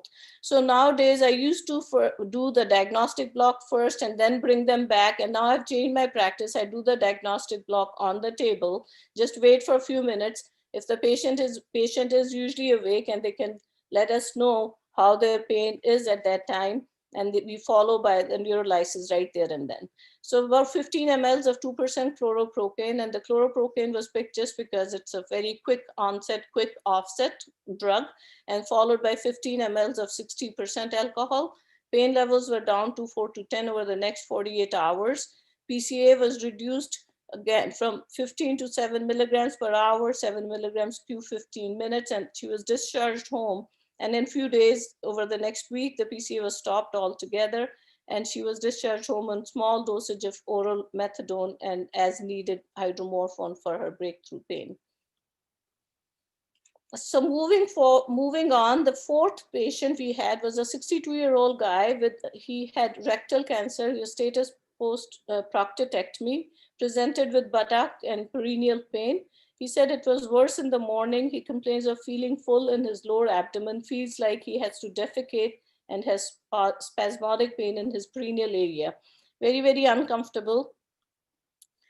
And as we all know, there is this ganglion impulse is like the one last ganglion of the sympathetic chain and the only unpaired ganglion of the sympathetic chain. And visceral pain in the perineal area associated with malignancies of lower cervix, bladder, rectum, vagina, and anus. Mostly people would complain of vague, burning, and localized perineal pain that is often associated with urgency. So this block or ganglion impulse, as you can see, lies in front of the sacrococcygeal ligament. And when we take a lateral fluoroscopic picture, you see the sacral hiatus, it's like one level down, and you see the sacrococcygeal joint or the disc. Block is performed with a 22 gauge 2-inch needle. Meds used were 10% phenol, 3 to 4 mLs after ascertaining pain relief with chloroprocaine. And again, historically, this was done as a per anus approach. Like we will have our 22 gauge spinal needle, put a 45-degree angle on, put our finger digitally in the rectum and kind of guide the needle. That's for the historical approach. And nowadays we are just doing it as an approach. We just go through the disc, place the needle, and put the contrast agent and make sure the contrast is there. And usually the volume I use is just after I measure, like I have the contrast spread up and down, and the same, that gives me an idea of how much volume I need to use for my neurolysis. And 3 to 4 mLs is usually enough. So as we said before, in visceral pain, early presentation is usually misleading as patients present with vague midline discomfort in general. Pain is poorly localized and accompanied by both a very big emotional response and autonomic activity. Later in the process, patients may complain of a sharp localized pain at a somatic site associated with skin sensitivity and muscle spasm. And just as I said, with the muscle pain in pelvic visceral pain is not a big component, but many times you will come across patients that they will just complain of this pain in the abdomen, and on examination of like, and you press, there'll be like tenderness on their muscle. So pain originating in a visceral structure perceived at a remote area of the skin muscles.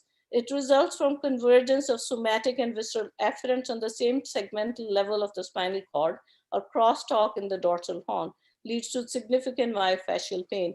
In such situation, a simple intervention, which we have really started doing recently, we will try to do a tap block with some local anesthetics with or without steroids, are worth trying. Again, it's a simple enough intervention, and sometimes it may lead to significant pain control for a long period of time. So this is just a cartoon of convergence and cross-talking of the innervation of the viscera and the somatic afferents. So in conclusion, as I said, it's important to know, although it's difficult to ascertain the etiology, but it is important to figure out as what the etiology could be, so you can tailor your intervention to that, as well as what the goals of that particular patient are. As the patient is going through testing to determine the cause of pain and corroborate our clinical impression, neither delay the empiric treatment nor add excessive burden to the patient. That should be our goal. An aggressive and well thought out pain management plan, of course, and frequent reassessment and revision of management strategies are indicated. And as I said, we have this snow, but we do get the very beautiful fall in Rochester and really nice sun in the spring. I just could find pictures, and these are just from my window. So again, any questions, concerns? Again, thank you again to the organizers. It's really a wonderful, wonderful organization, and gives you an opportunity sitting at home and talking to such esteemed colleagues. So it's just really, really a pleasure. Thank you, Dr. Thakur, for sharing your experience in managing wonderful cases. And I think you are lucky enough that patient has a clear-cut goal in their mind. But in this part of the world, the patients are not that clear-cut goal in their mind, and it's very difficult to manage pain as per the patient's requirement. So my first question will be, how will you evaluate the patient with chronic malignant pain, whether it is a neuropathic pain element and then you go for the neuropathic pain medication, or you just straight away go for the any of the intervention you have just mentioned? No, as I said, of course, I'm from India myself, and my education is in India. So I do have, and I come there quite often. And so I do understand the socio-cultural barriers we have there. But sometimes, but my theory is I'm an optimist. That's good. And I always, like, if we don't have the answer, right? So we assume also that they won't have the goals, clear-cut goals, right? I understand. अच्छा जी बीबी जी की हुंदा कहेंगे just दुख हुंदा और कुछ नहीं हुंदा. But having said that, you have to give the goals to the patient yourself. I know, definitely, but you can assess their levels too, right? The intellectual level. But again, as the question was, how, when I assess that if it's a purely neuralgic pain and the patient is willing, you explain that these could be the potential side effects. Most of the neuromodulators we have at our hand have sedation as the side effect, right? There are very few, I should say. Out of all of them, we use Topamax, I find, is the one which has the least sedating side effects.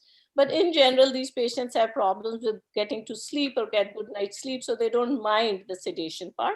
So I do use the neuromodulators quite a bit. And I always say, like, if you have a big nerve involvement, then you use an anticonvulsant first. If you had neuralgic pain, say from chemotherapy-induced neuropathy, I would go with the antidepressants as my first line choice for those patients.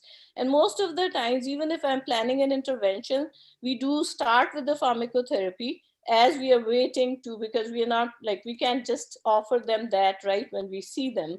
Because even over here, you have to kind of bring them back in the schedule. That's one downside to practice in the United States. In India, you can do whatever, right? It doesn't matter. You can do it the same day.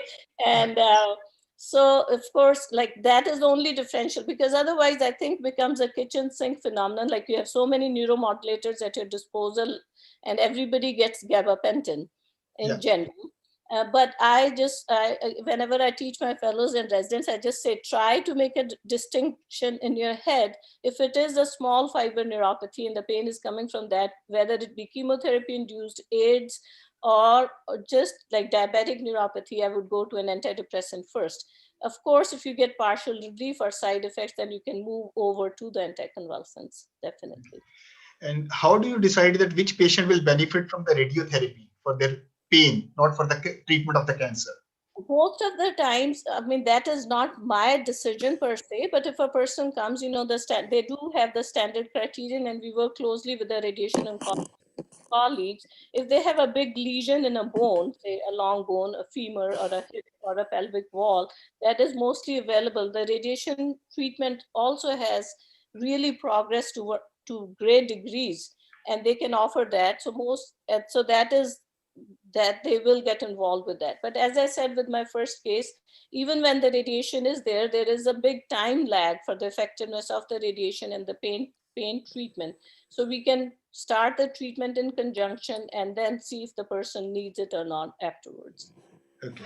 And any experience with the radiofrequency treatment for the malignant pelvic pain for all the blocks like ganglion impar or superior hypogastric plexus blocks? Yes.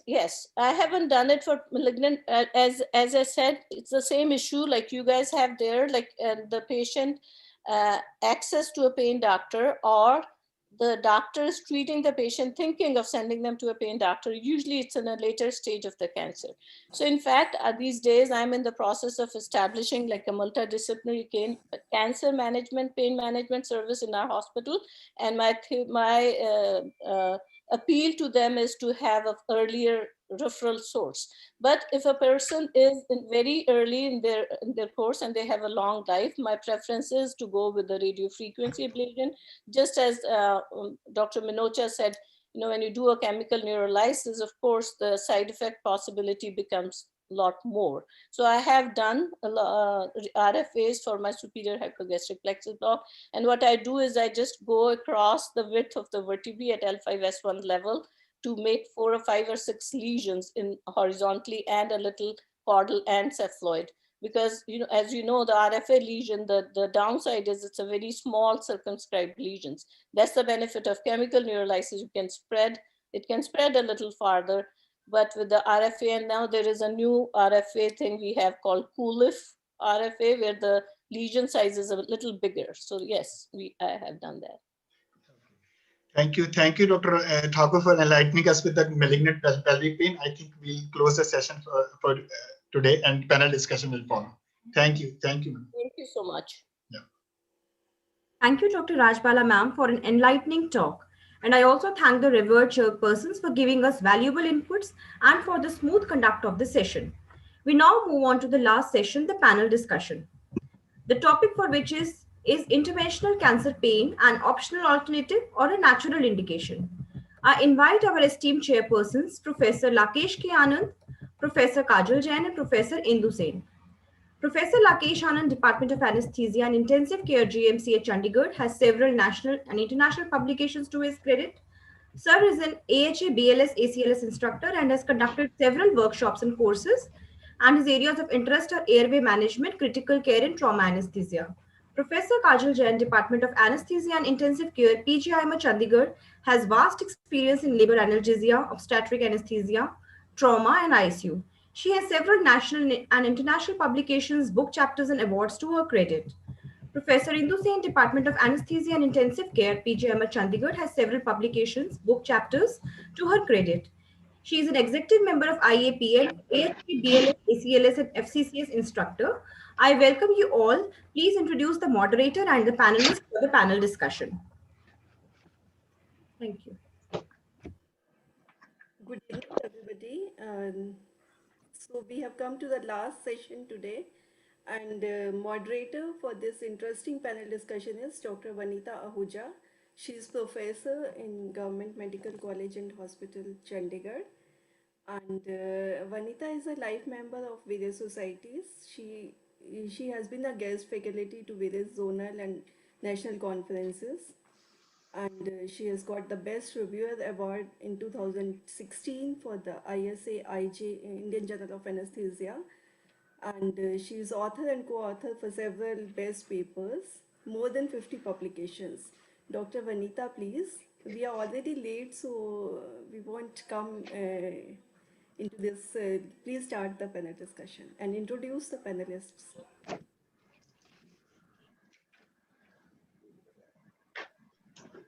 Okay, very good evening to all of you, distinguished faculty members, colleagues, and dear friends. So we'll be starting with our panel discussion. The question is that is interventional cancer pain and is an optional or alternative, or it is a natural indication. So I will introduce my esteemed panelists. We have Madam Dr. Shushmita Ghoshal. Madam is Professor and Head in Radiotherapy at PGI Chandigarh. She has several areas of interest of head and neck malignancy and palliative care. And Madam has a vast experience in specialty. We have Dr. Rakesh Garg. He's additional professor, a very dear friend. He's from AIIMS, New Delhi, and he is also a very renowned in pain and palliative medicine. We have Dr. Pankaj Sarangi. He's working as Director, Interventional Pain and Spine Center, New Delhi. He has a vast experience in interventional and especially kyphoplasty. We have Dr. Manoj. He's Associate Professor, Clinical Psychology. He has his areas of interest as behavioral medicine and neuropsychology. And he has also a very vast experience in managing patients with different problems of psychology. So now I have my esteemed panel with me. And so we will start with our discussion. We all know that cancer pain is a mixed pain. So there can be some prominent concepts, like there can be prominence can be because of nociceptive, or prominence can be because of neuropathic component. Nociceptive can be superficial, deep, visceral, and in neuropathic it can be a peripheral or a central component. So there have been different classifications of cancer pain. So cancer pain is not as a simple pain. We all know about it, having its own mechanism of pain, having a good control, but with incident pain, having a psychological stress associated with it, sometimes an additive behavior, and definitely sometimes it also impairs the cognition of a patient. So this classification helps us in monitoring our patients. As Dr. Rajbala had mentioned that about the WHO stepladder pattern, and initially in 1986, it was a straightforward 3 steps with unidirectional.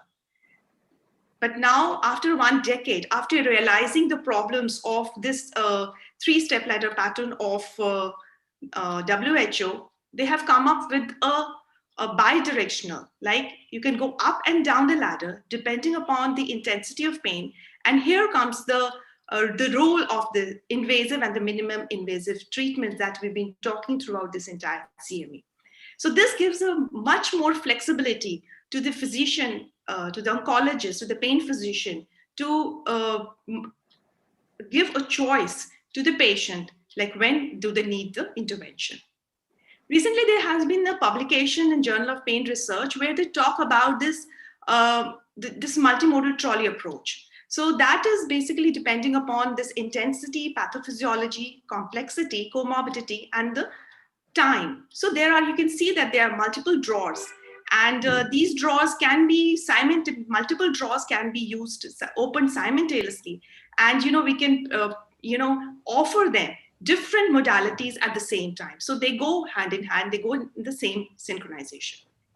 So with this brief introduction of our panel discussion, I would like to invite Madam Professor Shushmita to, ma'am, in your clinical experience in cancer pain management, which type of patients usually you refer to a pain physician? Good evening, all of you. I am extremely lucky that I work in a center which believes in integrating cancer-directed pain with palliative care, and we are an ESMO designated accredited center, and we work together. So most of our patients can be, the pain in these patients are more or less controlled with the cancer-directed treatment plus the palliative care intervention with oral morphine, etc. However, there are a certain section of patients who have very difficult neuropathic pain, which is not being controlled by the oral medications. And those are the ones we would send for an interventional, whatever intervention will be available and applicable for them. Those are the patients we send. Right, ma'am. So as Madam correctly mentioned, that the patients who are mostly with the neuropathic component, they are the ones which are actually have with the medication, they have only 30%, 35% of benefit because of the neuropathic predominance of pain. So in this, then, they can be either offered a neuroablative or a neuromodulation technique, which we have been, listening to our eminent speakers. So Dr. Rakesh, how would you assess your patient in a busy clinic? Like which patient which has been referred to you would be benefited with an interventional pain procedure? So I think this is an important question. As you mentioned the WHO letter also, though it was initially labeled as a 4th step, but not exactly the 4th step. It can be done at any step depending upon the patient assessment. So whenever a patient comes to us in a advanced cancer patient with pain, the assessment is basically a holistic assessment. So we are talking about the total pain management here. So though the question is more towards related to the physical aspect, but then we have to look for the other aspects. So assessment will be assessment of a total pain rather than physical symptom. This is one, because when we try to take care of their other aspects, psychological, social, and financial, some components are taken care of. The second aspect is, if we talk of metro areas, patients are coming from far-flung areas. So the follow-up may be an issue. Though the NDPS Act has been changed and the availability of various ladder 3, that is the opiates, are available at many places, but still there is a availability concerns of those patients in the periphery. So at this juncture, there are two things. One, when the patient is not being controlled on conventional analgesics, including WHO ladder 1, 2, and 3, it's a time for intervention to be done. Second thing is when those patients who are not able to come with follow-up, maybe because of the advanced cancer disease, then again the intervention should be considered. So that becomes a part of assessment here. The other important aspect is about the side effect profile with the drugs that we use, especially the opiates and the NSAIDs. So the assessment parameter would also include the cancer status of these patients. For example, say a patient is with GI malignancy, there is a propensity of constipation to happen, and we may not be able to give morphine to these patients. And if there is some amenable, we can give them a ganglion impart block or intervention, then these patients will have a better quality of life, which we are targeting at. So the assessment would include the clinical profile, in addition to the psychological social profile, and also the compliance of the drug therapy that we are going to give the patient. And this will help us to make a balanced approach between pharmacological versus non-pharmacological, including the interventional techniques for these patients. Rightly said. So, besides the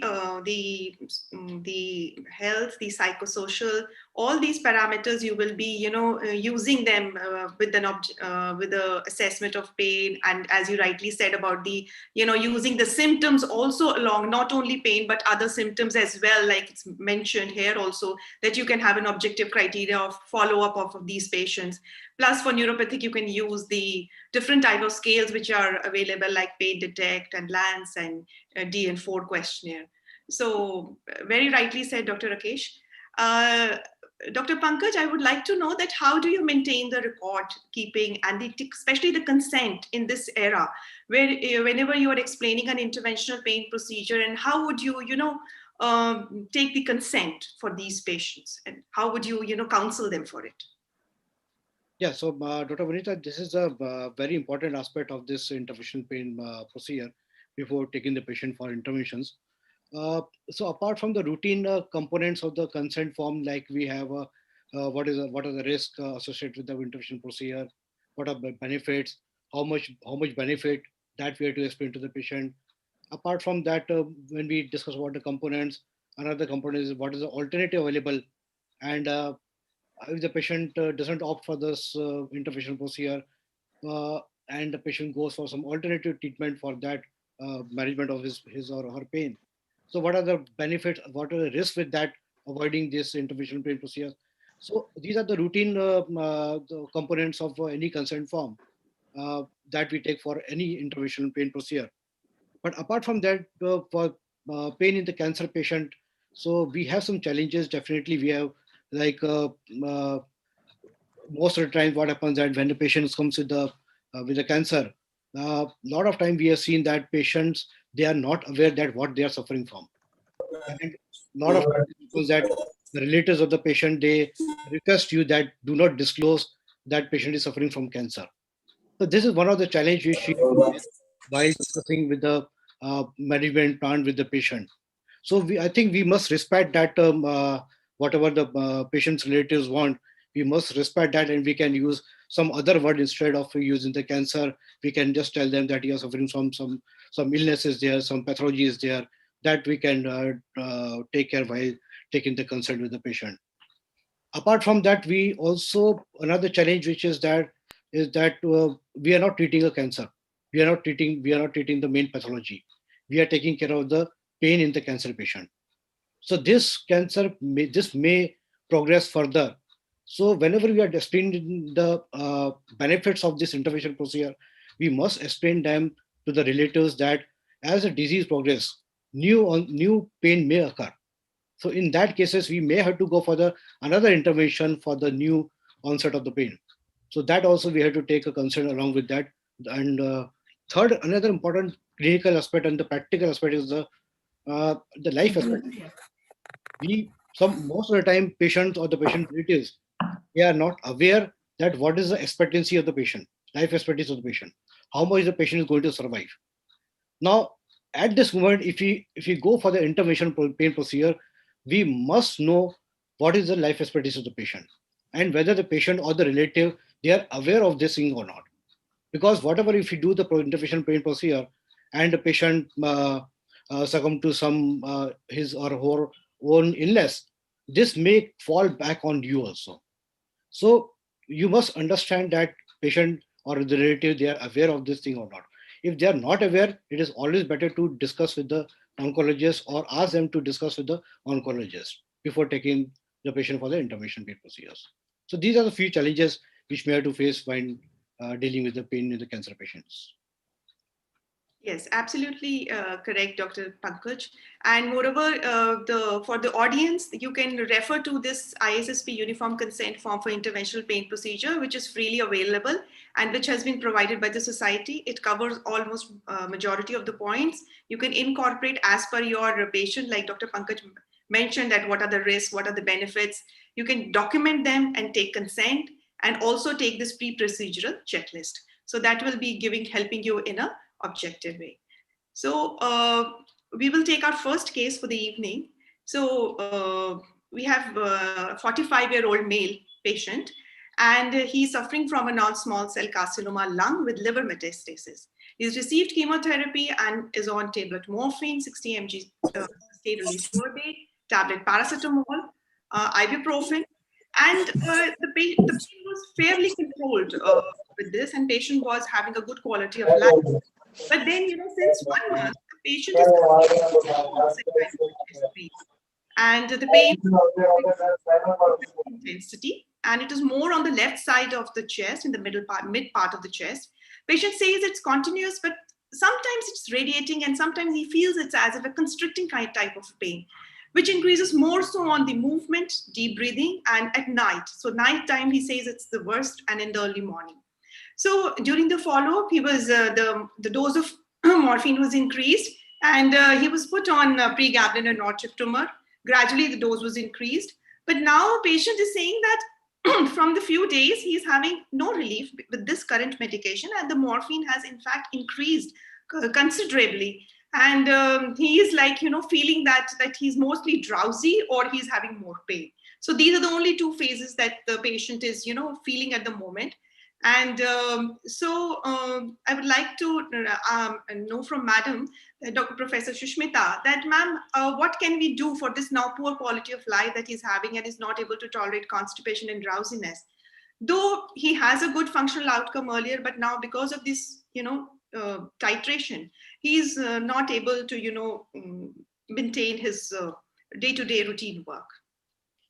As a radiation oncologist, I would like to emphasize the role of radiotherapy even if the patient has liver metastasis. In all probability, the culprit is the residual tumor, which perhaps is growing as of now, even after the initial response to chemotherapy.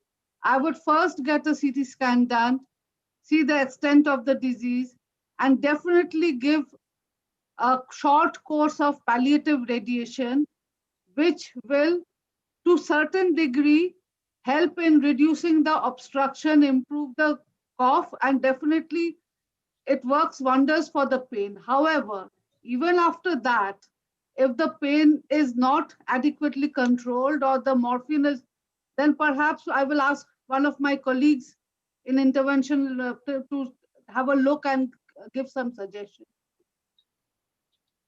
Yes, ma'am. So following this patient, like Dr. Pankaj, madam has rightly mentioned that we can, offer him radiotherapy. And so that is also one of the modalities that we need to optimize the patient as far as possible from the oncology point of view. Now, as a pain physician, what other causes that you can think in this particular patient for since he's getting, the analgesic dose is increasing, but the pain reduction is not getting proportional to it. After optimization from the oncology, and you have such a patient in your clinic, like what all other causes you can think of in this patient? Yeah, so the patient was responsive to the medical management initially, but the patient, even with the increasing doses of the morphine, patient is now stopped responding to the morphine. So one of the most probable cause for these kind of pain which are non-responsive to the morphine and the other medications is a disease or the metastasis to the primary. So Most commonly, we have seen in this severe lung patients, we have seen that pleural involvement may cause a severe pain, which becomes non-responsive to the morphine or the higher doses of the opioids, especially with the patient with the metastasis to the ribs and to the vertebral bodies. Then again, the patient becomes non-responsive to these medications, or the pain increases despite increasing the doses of the medications, or at times there is involvement of the neuropathic involvement, like compression of the compressive neuropathies, which may develop, especially in cases with the patient with the apical lung tumors, where we have an involvement of the brachial plexus or involvement of these intercostal nerves. So when it becomes is a mixed kind of pain, where we have a sympathetic component also, we have somatic component, and we have neuropathic component. These are the patient becomes less responsive to the medical management. So we have to look for these other causes of the pain apart from the lung cancer. We have to see that what is the metastasis is there, where is the tumor has metastasized, and what all other structures are involved in that. Yes. So we have to look both for the intrathoracic causes as well as the extrathoracic causes, right? So Dr. Rakesh, what is your experience regarding use of diagnostic blocks and probably later followed by any pulse radiotherapy or any neurolytic procedures? What is your take on these blocks in CA lung patients? I think very important question, as Pankaj also mentioned. Most of the cancer patients are having mixed component. So especially the advanced cancer. So they will have some somatic component, some neuropathic component, apart from psychological aspect, which are already there. So the single modality of using WHO ladder 3 may not be appropriate for these patients, which increases chances of side effect. So these patients are very good candidates for intervention here. Now, the case that you have already mentioned, there are two basic aspects from this. One is the liver aspect, which is stretching of capsule that can lead to pain, which is amenable to pharmacological agents. Second is the chest wall involvement. If it is a pleural-based CA lung and infiltrating the chest, so it will have a bony pain and involvement of the neural and the intercostal nerves. Now, in these patients, if you go ahead and put up a intercostal nerve block, right, we can do a diagnostic modality, but now since we have pulse radiofrequency ablation for these patients, it works wonderfully, and it gives a decent duration of 3 to 6 months of good pain relief, and we can repeat it easily. So these type of neuroablative procedures are good. Now, sometimes when we think, for example, in the cancer patient, we also need to think of if a patient has multiple metastases at different sites, and giving one intervention at one point of time is not giving a good relief, because the patient may complain pain at other sites. So we have to think both the aspects, and then we can balance between neuroablative procedures vis-a-vis pharmacological agents. But the case you mentioned, I think giving a diagnostic block with local anesthetic and steroids, and then going ahead with radiofrequency ablation will be a very good option for this. And this will give you an excellent long-term effect in improving the quality of life. And we have many patients where they have performed very nicely. Yes, absolutely right. Because sometimes even the diagnostic block itself gives a good amount of relief, and the patient himself or herself suggests that how can we prolong this type of effect. Absolutely right. So this is just a diagrammatic representation that where is the tumor. So the blocks that we can offer, like if it's more on the interior part of it, intercostal, and at level 2, which is more nearer to the posteriorly. So you can offer a paravertebral block encroaching upon the nerve root. At this point, you can offer the steroids epidural, and in case 4, like if it's in the spinal spread, so intrathecal pump, and that can be suggested. So, Dr. Rakesh, next question is also to you only, that how do you manage patients like who require, you have exhausted other blocks, and the patient, if has a pain which is non-responsive, though these blocks are very effective. So there are very few patients who actually require intrathecal pump. So, but then how can we, go about by managing these patients who require and have exhausted other modalities and interventional pain procedures? I think a good indication among the armamentarium of various interventions, intrathecal pump for drug delivery systems are one of the very good options for selected group of patients. This is not for initial trial, like we say, intervention. Intervention can be done early intervention also, which has a very beneficial effect. But intrathecal pump, the selection of candidates should be done very cautiously because it has its own limitation. So when a patient is being given with the maximum pharmacological agents along with interventions and the requirement of these drugs are very high or the associated side effects are much higher, those are the candidates where we can think of putting them on our intrathecal drug delivery systems and we can give them drug.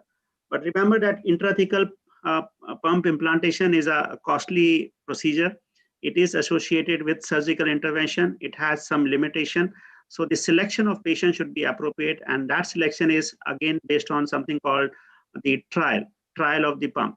And this is what is mentioned also, that these patients are given epidural catheter, and the trial drug is given to them depending upon the type or the area of pain that we want to cover. In case if they gives a good relief, a sustained relief from these, then only we can go ahead. So it's something like a diagnostic block for these patients. And if the response is good from the epidural catheter, then we can convert them into an intrathecal implant for these patients. But also needs to be remembered that the assessment for the intrathecal pump placement should be done very holistically. I'm putting this point again and again because many of these patients, especially the advanced cancer patients, have a lot of psychological aspect. So that aspects also needs to be taken care of, not only from the pain point of view, but the maintenance of the intrathecal pump and its whole paraphernalia also needs to be explained. So once a patient fits into this category and we are able to manage these patients, then we can go ahead and put up this intrathecal implant if the diagnostic or the trial epidural catheter gives a good pain relief to these patients. We can go ahead and put them on these pumps. So you have been using the placement of these intrathecal pumps in your center. So which pump is being more commonly used at your center, and So, how? We have put a couple of pumps here, and patients are under follow-up. So Medtronic is one of them, which is given a good option, though it's a little costly. But the control over these pumps are much better.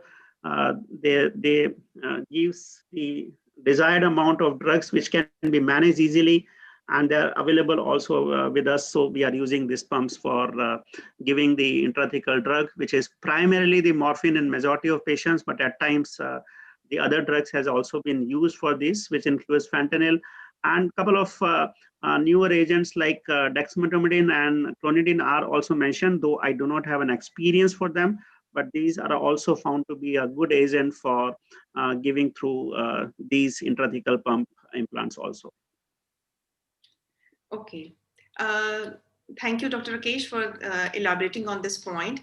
Dr. Pankaj, in your clinic, how do you manage these refills, and how frequently do you call these patients in your clinic for refills for the intrathecal pumps?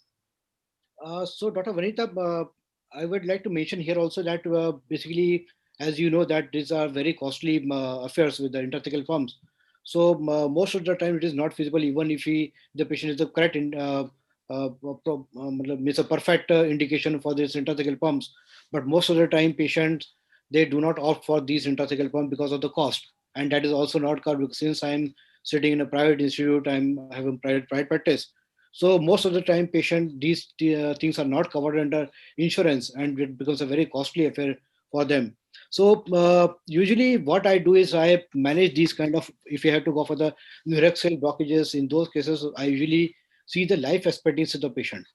If the patient's life expectancy is very less, suppose it is just a few days or few weeks, in those cases, I usually don't want to go for these pumps, definitely. I would like to go for the epidural catheter placement or the paravertebral catheter placement. And we can put it with the external pumps. We can connect it with the external pumps. The life expectancy is maybe in months. In those cases, we usually go for the spinocath. Spinocath is basically it's like a chemo port. So which you can put with the port, we can put it inside the body, and we can put a catheter inside the intrathecal space. The advantage is that we can keep this port since it is a implantable one, not a programmed one, but we have to inject every day into that. So these we can keep for 3 to 6 months. But if the patient's life facility is more than that, in those cases, these are the perfect patient for the intrathecal pumps. Again, the biggest problem what we face in a private institute or the private setup is the filling what you mentioned. Usually we don't go for these intrathecal pump because in India we do not have that system of managing these pumps by the technical staff. So once you put this intrathecal pump, it is the doctor who is responsible for everything. So that is one problem which we face. So usually usually we try to avoid these pumps, putting these pumps in the private setup. We usually send these patients to the government institutes or the teaching institutes. But definitely we put these epidural catheters, paravertebral catheters, or these spinocats. Okay.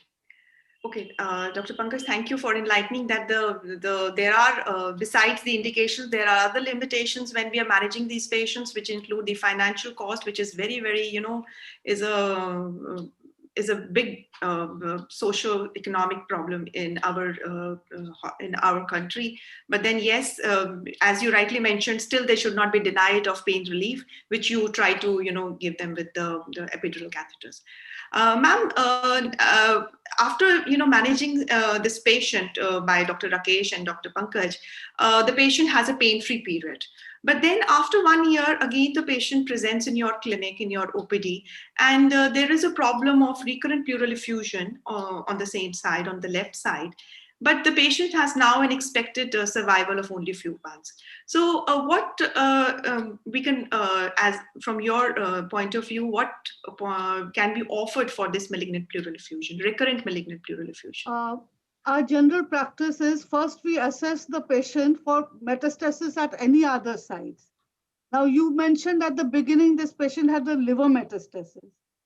We would also like to know whether that metastasis has also responded to treatment or not, because our further interventional, anything that we do will depend on what exactly. If supposing the liver disease has not progressed as such from the last time, and the patient now has the only sign of progression of disease is the pleural effusion, our standard practices, we try to get put in a tube, drain, and we try to achieve fluorodesis with various things from Prof. That is our standard way of treatment. Now, we could also discuss with the patient and the family, since the patient with a liver metastasis has survived for more than a year, and the cancer-directed treatment in this patient must have been the chemotherapy, the main source. We may consider a second-line chemotherapy in this person if the toxicities can be within control, which also includes the financial toxicity. Other than that, we would definitely now refer this patient to our palliative care team for who will do symptomatic treatment to the best of their ability. Right, ma'am. So, madam has rightly mentioned that they will be managing the patient, and then once it is being, then it will be in collaboration with the palliative team. So they will be managing the patient. Dr. Manoj, what should be, as a psychologist, a patient visits your clinic as a part of the multidisciplinary management and the palliative care management. So what would be the personalized and psychological goals of care for this patient? Yeah, good evening. In this particular patient, since the patient belongs to I think, low socioeconomic status, he is 45 years old, working as a security guard. So first of all, he must be having some kind of financial issues in the family or something like that. So family may be feeling at loss, and the information related to his survival, how much he is going to survive, that information needs to be given in a very empathetic and very unconditional manner. The family member should be given a very realistic picture about what kind of treatment is going on and how much he is going to survive. And by the time the patient has to be given certain information in the form of that the person how much life he is having, he used to utilize that time in a very meaningful way. He should be following certain routines, and he may go for some kind of relaxation techniques, where one of the very important technique which is now being very popular, which is mindfulness based stress reduction treatment, in which the person is asked to focus on the present moment rather than focusing on the past, or rather than focusing on the future. He has to enjoy and focus on the present moment, and take the full enjoyment of that particular time. So it is multidisciplinary. Basically, it is multifactorial aspect. Person himself, as the family also part of that, and in a way his socio-demographic background is also very important here, and some kind of assistance to the family in the form of financial assistance or some kind of social support, if can be provided to the family and the patient, that will be very very helpful for the family and the patient himself, because they certainly have certain question that what will happen to my family after me. So he's the only earner in the family, and maybe having a lot of anxieties due to that, and he may not be having increase that may be having increased fear and anxiety due to that. So managing all these as an individual level by relaxation techniques, some kind of biofeedback, some realistic hope we have to give to the patient and their families. So by doing this, we can assist them in a psychological manner. We can handle their emotions in that way. Right. So, Dr. Manoj rightly mentioned the tips that they can be given to the patient and to focus on the moment itself, right? So we have just one more case for discussion. So it's a 60-year-old female patient, and she's presented with a spinal pain because of the malignant metastatic vertebral tumor at the L2 vertebra. She's a treated patient of colon cancer, and she has received her chemotherapy. She is on oral morphine on 120 milligrams per day, paracetamol, diclofenac, pregabalin, and she's also receiving the calcium supplements and vitamin D and her chemotherapy. She was very cooperative, and she had a very good performance status, and she has very good family support as well. And she's financially also very sound. So, but then, she started complaining of a sudden intractable pain on 8/10, and she was not able to get off the bed. So suddenly her motor power reduced, and now an urgent MRI was done, and she was admitted to the hospital, and dexamethasone was started. But then there was no improvement in her motor power, and still her pain continued to be severe. And her disability index score was 60, which was calculated based upon the pain intensity and her other parameters. And her performance status was also taken as 50 because she required considerable assistance. So following this limb, so an MRI was done, and it was seen positive for the metastatic spinal cord compression. Patient was admitted. Now patient is with us, and we have to offer her any of these three modalities. So I would like to know, ma'am, what can be offered to this patient, and what is the evidence for this type of patients presenting to us? I have about 3 decades of experience with radiotherapy, and I would like to emphasize that oncology is not only medical oncology. In our practice, if we knew that this patient has a metastasis to the vertebra or any bone, it is imperative that you give palliative radiation to that bone. What it does is it will help in at least, or it will delay any further worsening of the involvement leading to subsequent cord compression. And again, in radiotherapy, what we are taught right from the beginning, we have two emergencies. One is cord compression, the other one is superior vena cava obstruction, which definitely has to be addressed by radiation. Now, having said that, since this patient did not get radiotherapy earlier, and now the MRI does definitely say that there isn't, we would definitely give a short course of radiation. You have to remember, for these palliative things, we give a short course where the dose per fraction is higher to get better relief. We do know that these patients will not survive for many, many years, considering the advanced disease. So we are not now concerned about the toxicities of high dose per fraction. We believe in the efficacy of the higher dose per fraction, and we will definitely give the radiation. Plus whatever else, if there's a the surgical intervention will give a better strengthening of the bone as such.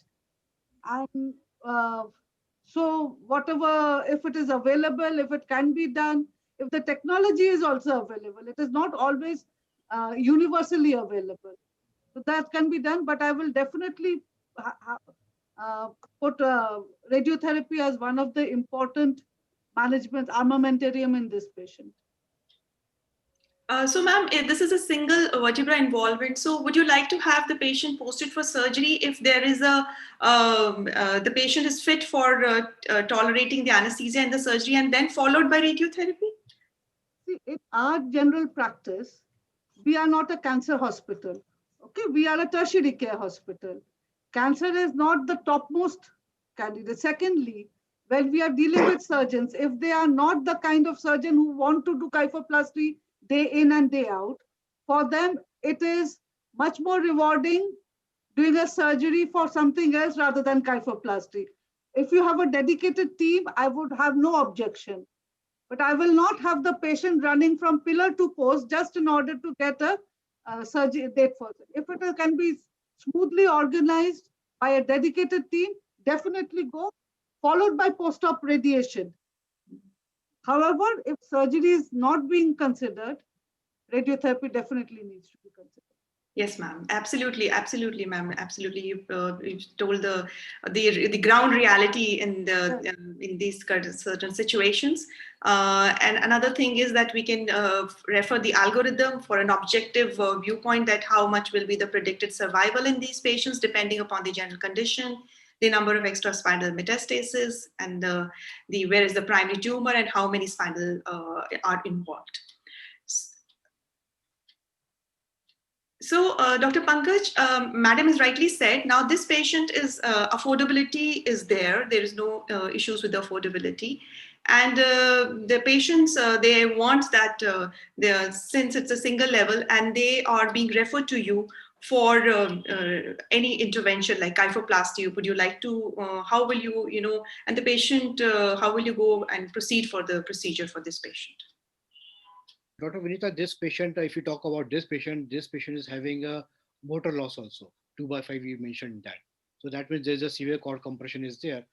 So definitely this patient is an ideal candidate for urgent surgery. That is the first thing. But you also mentioned that patient has refused for the surgery.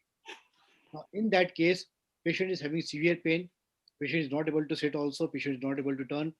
So already patient is suffering from some cancer, colorectal cancer, and patient is having metastasis, which has fractured, because sudden onset of pain in the vertebral region usually indicates it's a fracture of the metastasis.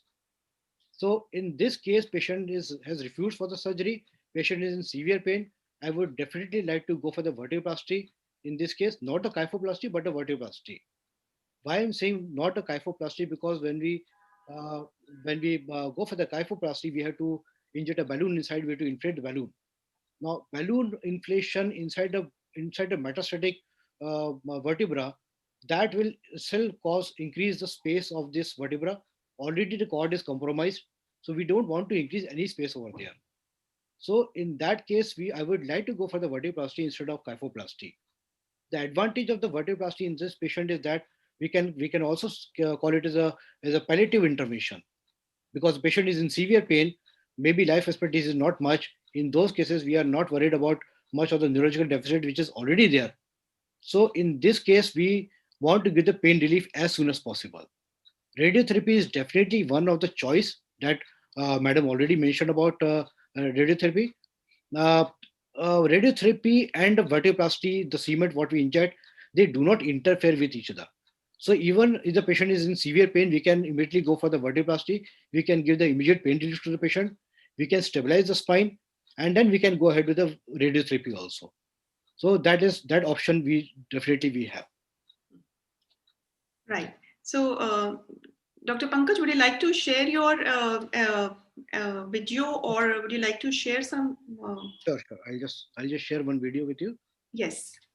So this is just a simple case of a single level metastasis. This osteolytic metastasis. So when we decide about the vertebroplasty, again we have to see that what kind of metastasis it is, whether it is an osteolytic mats or it's a osteoblastic. So osteoblastic or sclerotic. So if it is osteoblastic or sclerotic, in those cases we should not go for the vertebroplasty, because until unless there is no fracture. If there is no fracture, in that cases, even if you go inside the vertebral body or the mats, it is not possible to inject the cement over there. So if you have to have, you must see that on the CT scan or the MRI that it's an osteolytic kind of lesion. So this is one of the example I can show you here. This is a D12 fracture is there. There's an osteolytic lesion in there. It's 21 hours. So this is how we go. This is a D12 vertebra. We are just trying to squaring the vertebra over here, and we'll be going through the pedicle. So we are looking for the pedicle over here. This is the right side pedicle. This is the left side pedicle over here.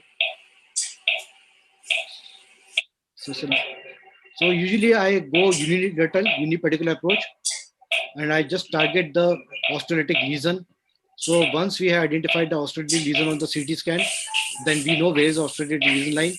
Then accordingly we can plan our intervention and we can direct our needle towards the osteolytic lesion. So this you can see, this is the oblique view. This is the pedicle I have chosen to enter.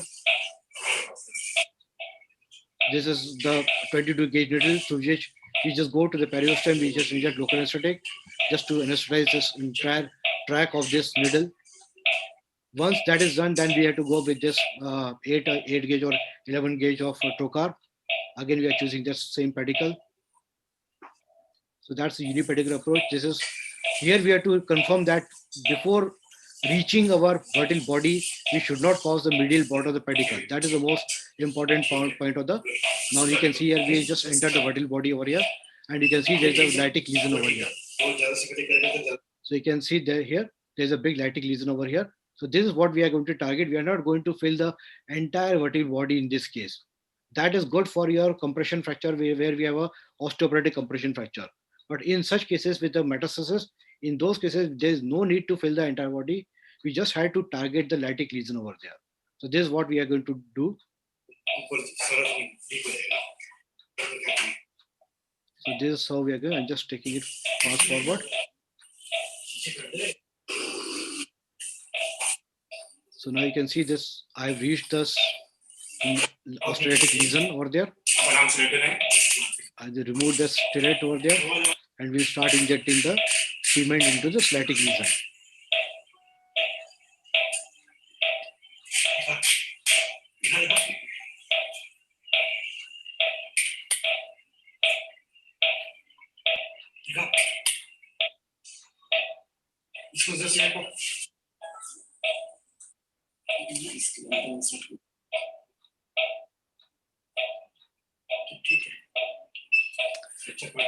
So you can see that we have completely filled this lytic lesion with the cement without disturbing the entire vertebral body. Because if you try to fill the vertebral body in such cases with the metastasis, there are very good chances that cement may leak from the side. So it is better not to target the vertebral body, just target the lesion site, and then you can fill the entire lesion. So the biggest advantage of this vertebroplasty is that when you inject a cement, it causes exothermic reaction over there. It takes care of all the nerves which are there inside the lytic lesion, and it gives an excellent pain relief, immediate and excellent pain relief. And also it stabilizes the spine. So it also prevents the further progression of the disease also, and at times it also helps in further fracture of the spine. So that is the beauty of this procedure. And as Dr. Madam already mentioned, that we can do radiotherapy. So one good important thing is that this cement what we injected inside, it doesn't interfere with the radiotherapy. So we can safely do that with radiotherapy after the vertebroplasty also. Right. So it will give pain relief, as well as this can be followed with radiotherapy as a good teamwork. So maximum benefit to the patient with the even trying to preserve the maybe the reversal of her motor weakness. It can be reversed or maybe improved what the patient presented with. So if the patient is within the 24 hours period, and that can be, but basically it is for pain relief and for stabilization. Absolutely. So Dr. Rakesh, how would you, what is the comparative safety and effectiveness of this vertebral augmentation with conservative care for a painful vertebral compression fracture? When we talk of this oncology, malignant spinal cord compression, the holistic management is important. So we have talked about the use of vertebroplasty here, or in case if a neurosurgical stabilization is required, we can go ahead and do it. As Dr. Pankaj was also mentioned and Madam was also mentioned, we have to be careful for the assessment of neurological damage that has happened. Because once we are stabilizing it, we should be ensured there will be a good amount of edema around those structures, which can lead to persistence of neurological deficit. As in your case also, patient has neurological disability, patient has loss of muscle motor power was less. So in those situations, those needs to be followed up. So in addition to what we are doing is we need to continue them with certain other adjuncts, which will reduce the edema. So steroids is one of the option for them. Radiation is one of the other option, which not only provides good pain relief, but reduces edema. So in that sense, the malignant spinal cord compression is actually an emergency. So as Professor Ghoshal was also mentioning, we cannot wait for a couple of days for the things to happen. It has to be done as soon as possible, because we want the recovery of the patient from the total holistic point of view. So this is what we are looking for, the safety and effectiveness. Earlier it is done, it is better. At times, patients who are coming from far-flung areas, they have a malignant spinal cord compression, they come to us maybe around a week later or 2 weeks later. In those, the outcome of all those interventions may not be as good. So again, when these patients are under our follow-up, like for example, CA breast, which has a propensity for vertebral metastasis, we always advise them for the red flag sign, that they should not be ignoring any new backache as an benign condition. It will be considered as a malignant spinal cord compression. And earlier we do all those procedures, the outcome is really good. The starting of the drugs, the vertebroplastic procedures, the surgical intervention and radiation, earlier we do, better it is, and they have a very good safety profile under the expert hand. So I think Dr. Pankaj was showing a nice video, but again, it requires a little bit of expertise. So I think as a novice, nobody should start attempting putting up a cement there, because if it leaks, it causes a lot of issues, and we should be very, very careful for managing these patients. Once we have expertise, we can go ahead and do them. Yes, definitely. Intervention should be done for the right patient, for the right indication, by the right person, and at the right time. So the dictum goes absolutely right for this intervention. And it is also mentioned in the literature that the evidence which we talk about with the for vertebroplasty or for these for pain, it is still weak in favor of kyphoplasty and weak for vertebroplasty. So more robust data definitely is required for this intervention, but lack of evidence does not mean the lack of relief, as it was shown by a recent publication where they said that these interventional pain procedures not only resulted in relief in pain, but in other symptoms, which we started with the initial talk that we started with, that it also improves the other aspects of pain as well. So, ma'am, once we have given the patient the interventional augmentation for the vertebral and the radiotherapy, now the patient, how do we follow this patient in your department? Like what advice should be given to the patient once they leave the hospital? What we would like to do, the radiotherapy, as you said, if we give it and we try to give one vertebra above and one vertebra below, just to keep. And if the chemotherapy part has already been taken care of, we will just do symptomatic treatment and telling them expressly that these are the things that to look for, what are the things to red flag, and we keep them on routine follow-up.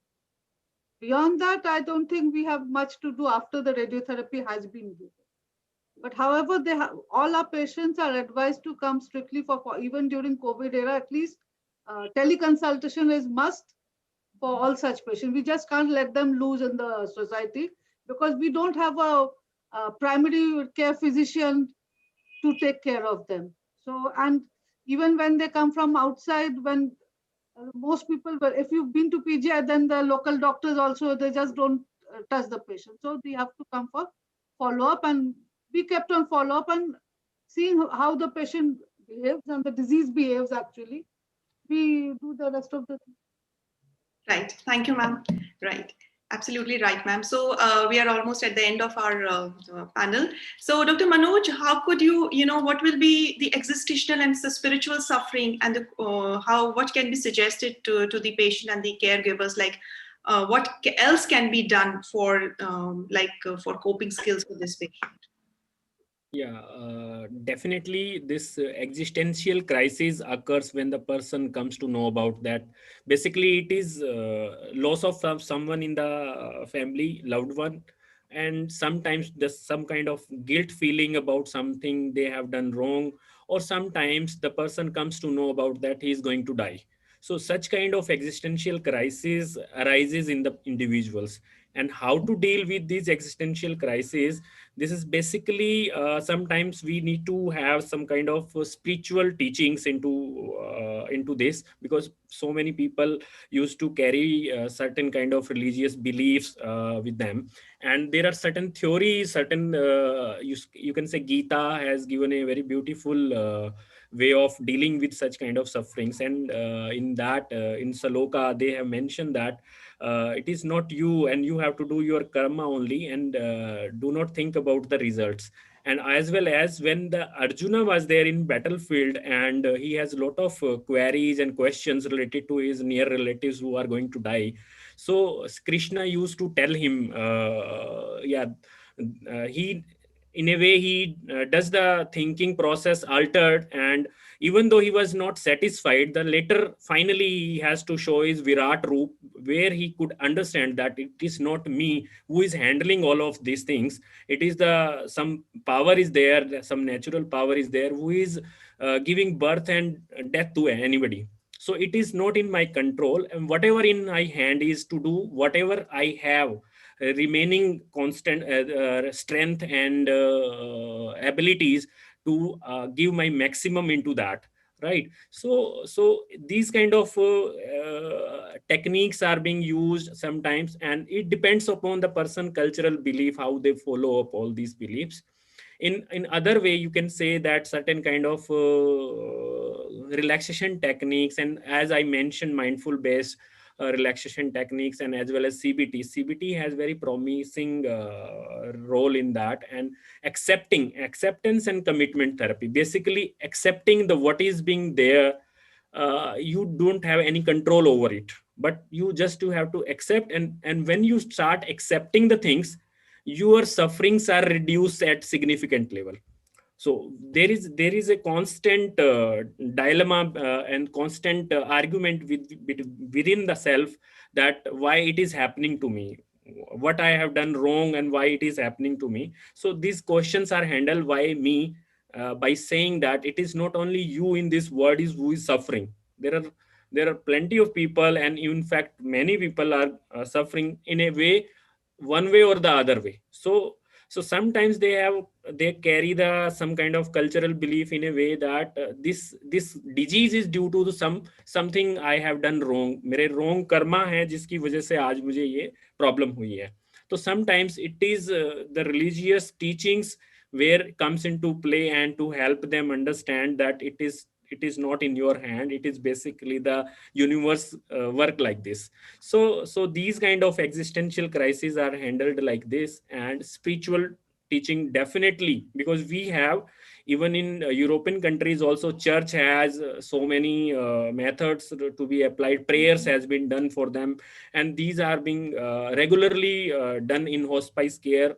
And these people have been involved in their care last type end of life care. So in that way, their quality of life improves when they have a acceptance. And the coping skills in the form of, they have to have, rather than emotional coping, they have to be taught like a solution focused or the problem focused therapy. We need to find a exactly where present moment, enjoy the present moment, what is in your hand, rather than thinking what will happen in future and what happened in the past. So comparison gives you so much of discomfort, and when you focus on present, you never feel that kind of discomfort, right? And the expectations are has to be minimized in that way, giving the realistic hope and realistic uh, outcome. And this help individual to accept the reality, and when he the accept the reality, and then he will plan his life, remaining life, what is in his hand. So in a way, caregivers are also subject to have 30 to 40% of the caregivers used to have so much of anxiety and depressive disorders. So they need to be also taking time for themselves. They need to share the responsibility of caring a person with having illness, because one person cannot, he is compromising his own life also. So the who is caring the person, so there has to be division of work while caring the person since this patient has good family support. So definitely if they will share the responsibility within the family, the everybody will be able to handle those burden issues very nicely. And once the patient sufferings are reduced, then automatically give relief to the family members who is caring. So that also has impact on the caregivers. So in a way, this can help individuals with these conditions. Yes, you rightly mentioned that it is not only the responsibility of care for the patient, but also the caregiver. So we would just like to conclude with that the intervention should be considered as an integrative natural approach rather than as an alternative with the analgesics and the non-pharmacological. So rightly said that it should be considered. So ultimate goal is to maintain the dignity and have a good quality of life for the patient. So I would like to really thank my esteemed panelists and for a wonderful interaction, and thank you, Chairperson. So I would like to ask the chairpersons for their comments and their other suggestions or their experience.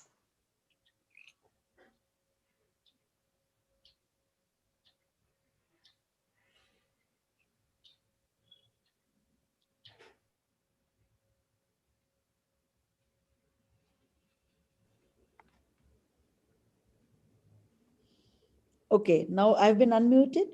Yeah. So, well, it was a very engaging session. And if we start, sharing our experience, Vanita will land up, being in the bed here only, I think. It has been a very engaging session. I think we should now wrap it up. And we have learned a lot today regarding interventional strategies for cancer pain management through the experts. So I really thank you all for giving us this very insightful academic panel today. Hello. See, listening to the eminent faculty from all the faculty, now we can consider this this cancer pain management is a natural indication. All the limitations will be there, always will be there. Even the limitation we are considering, that can be considered as a natural indication for interventional pain management. I thanks all the panelists and moderator, Dr. Vanita, for excellent this panel this conduction. Thanks to all. Thank you very much. Thank you. It was really very nice session, and we learned a lot, like practical experiences. It was telling that actually the persons who were engaged in this talk, they had lot of experience in the field they were talking. Very nice.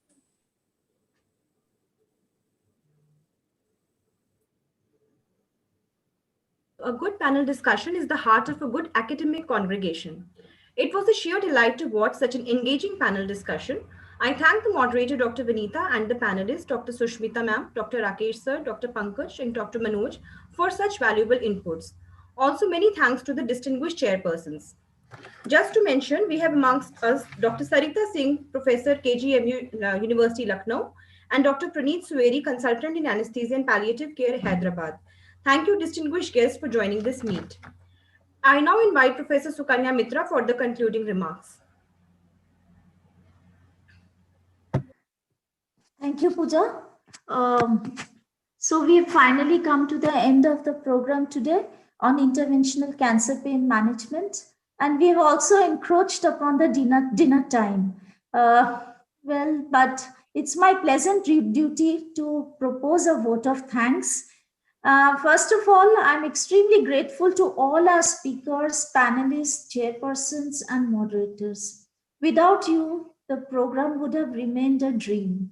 A very special word of appreciation to Dr. Manohar Lal Sharma, eminent pain specialist from Liverpool, UK, and Professor Rajbala Thakur from Rochester, USA, for their most generous contribution despite their busy schedule and the difference in time zone.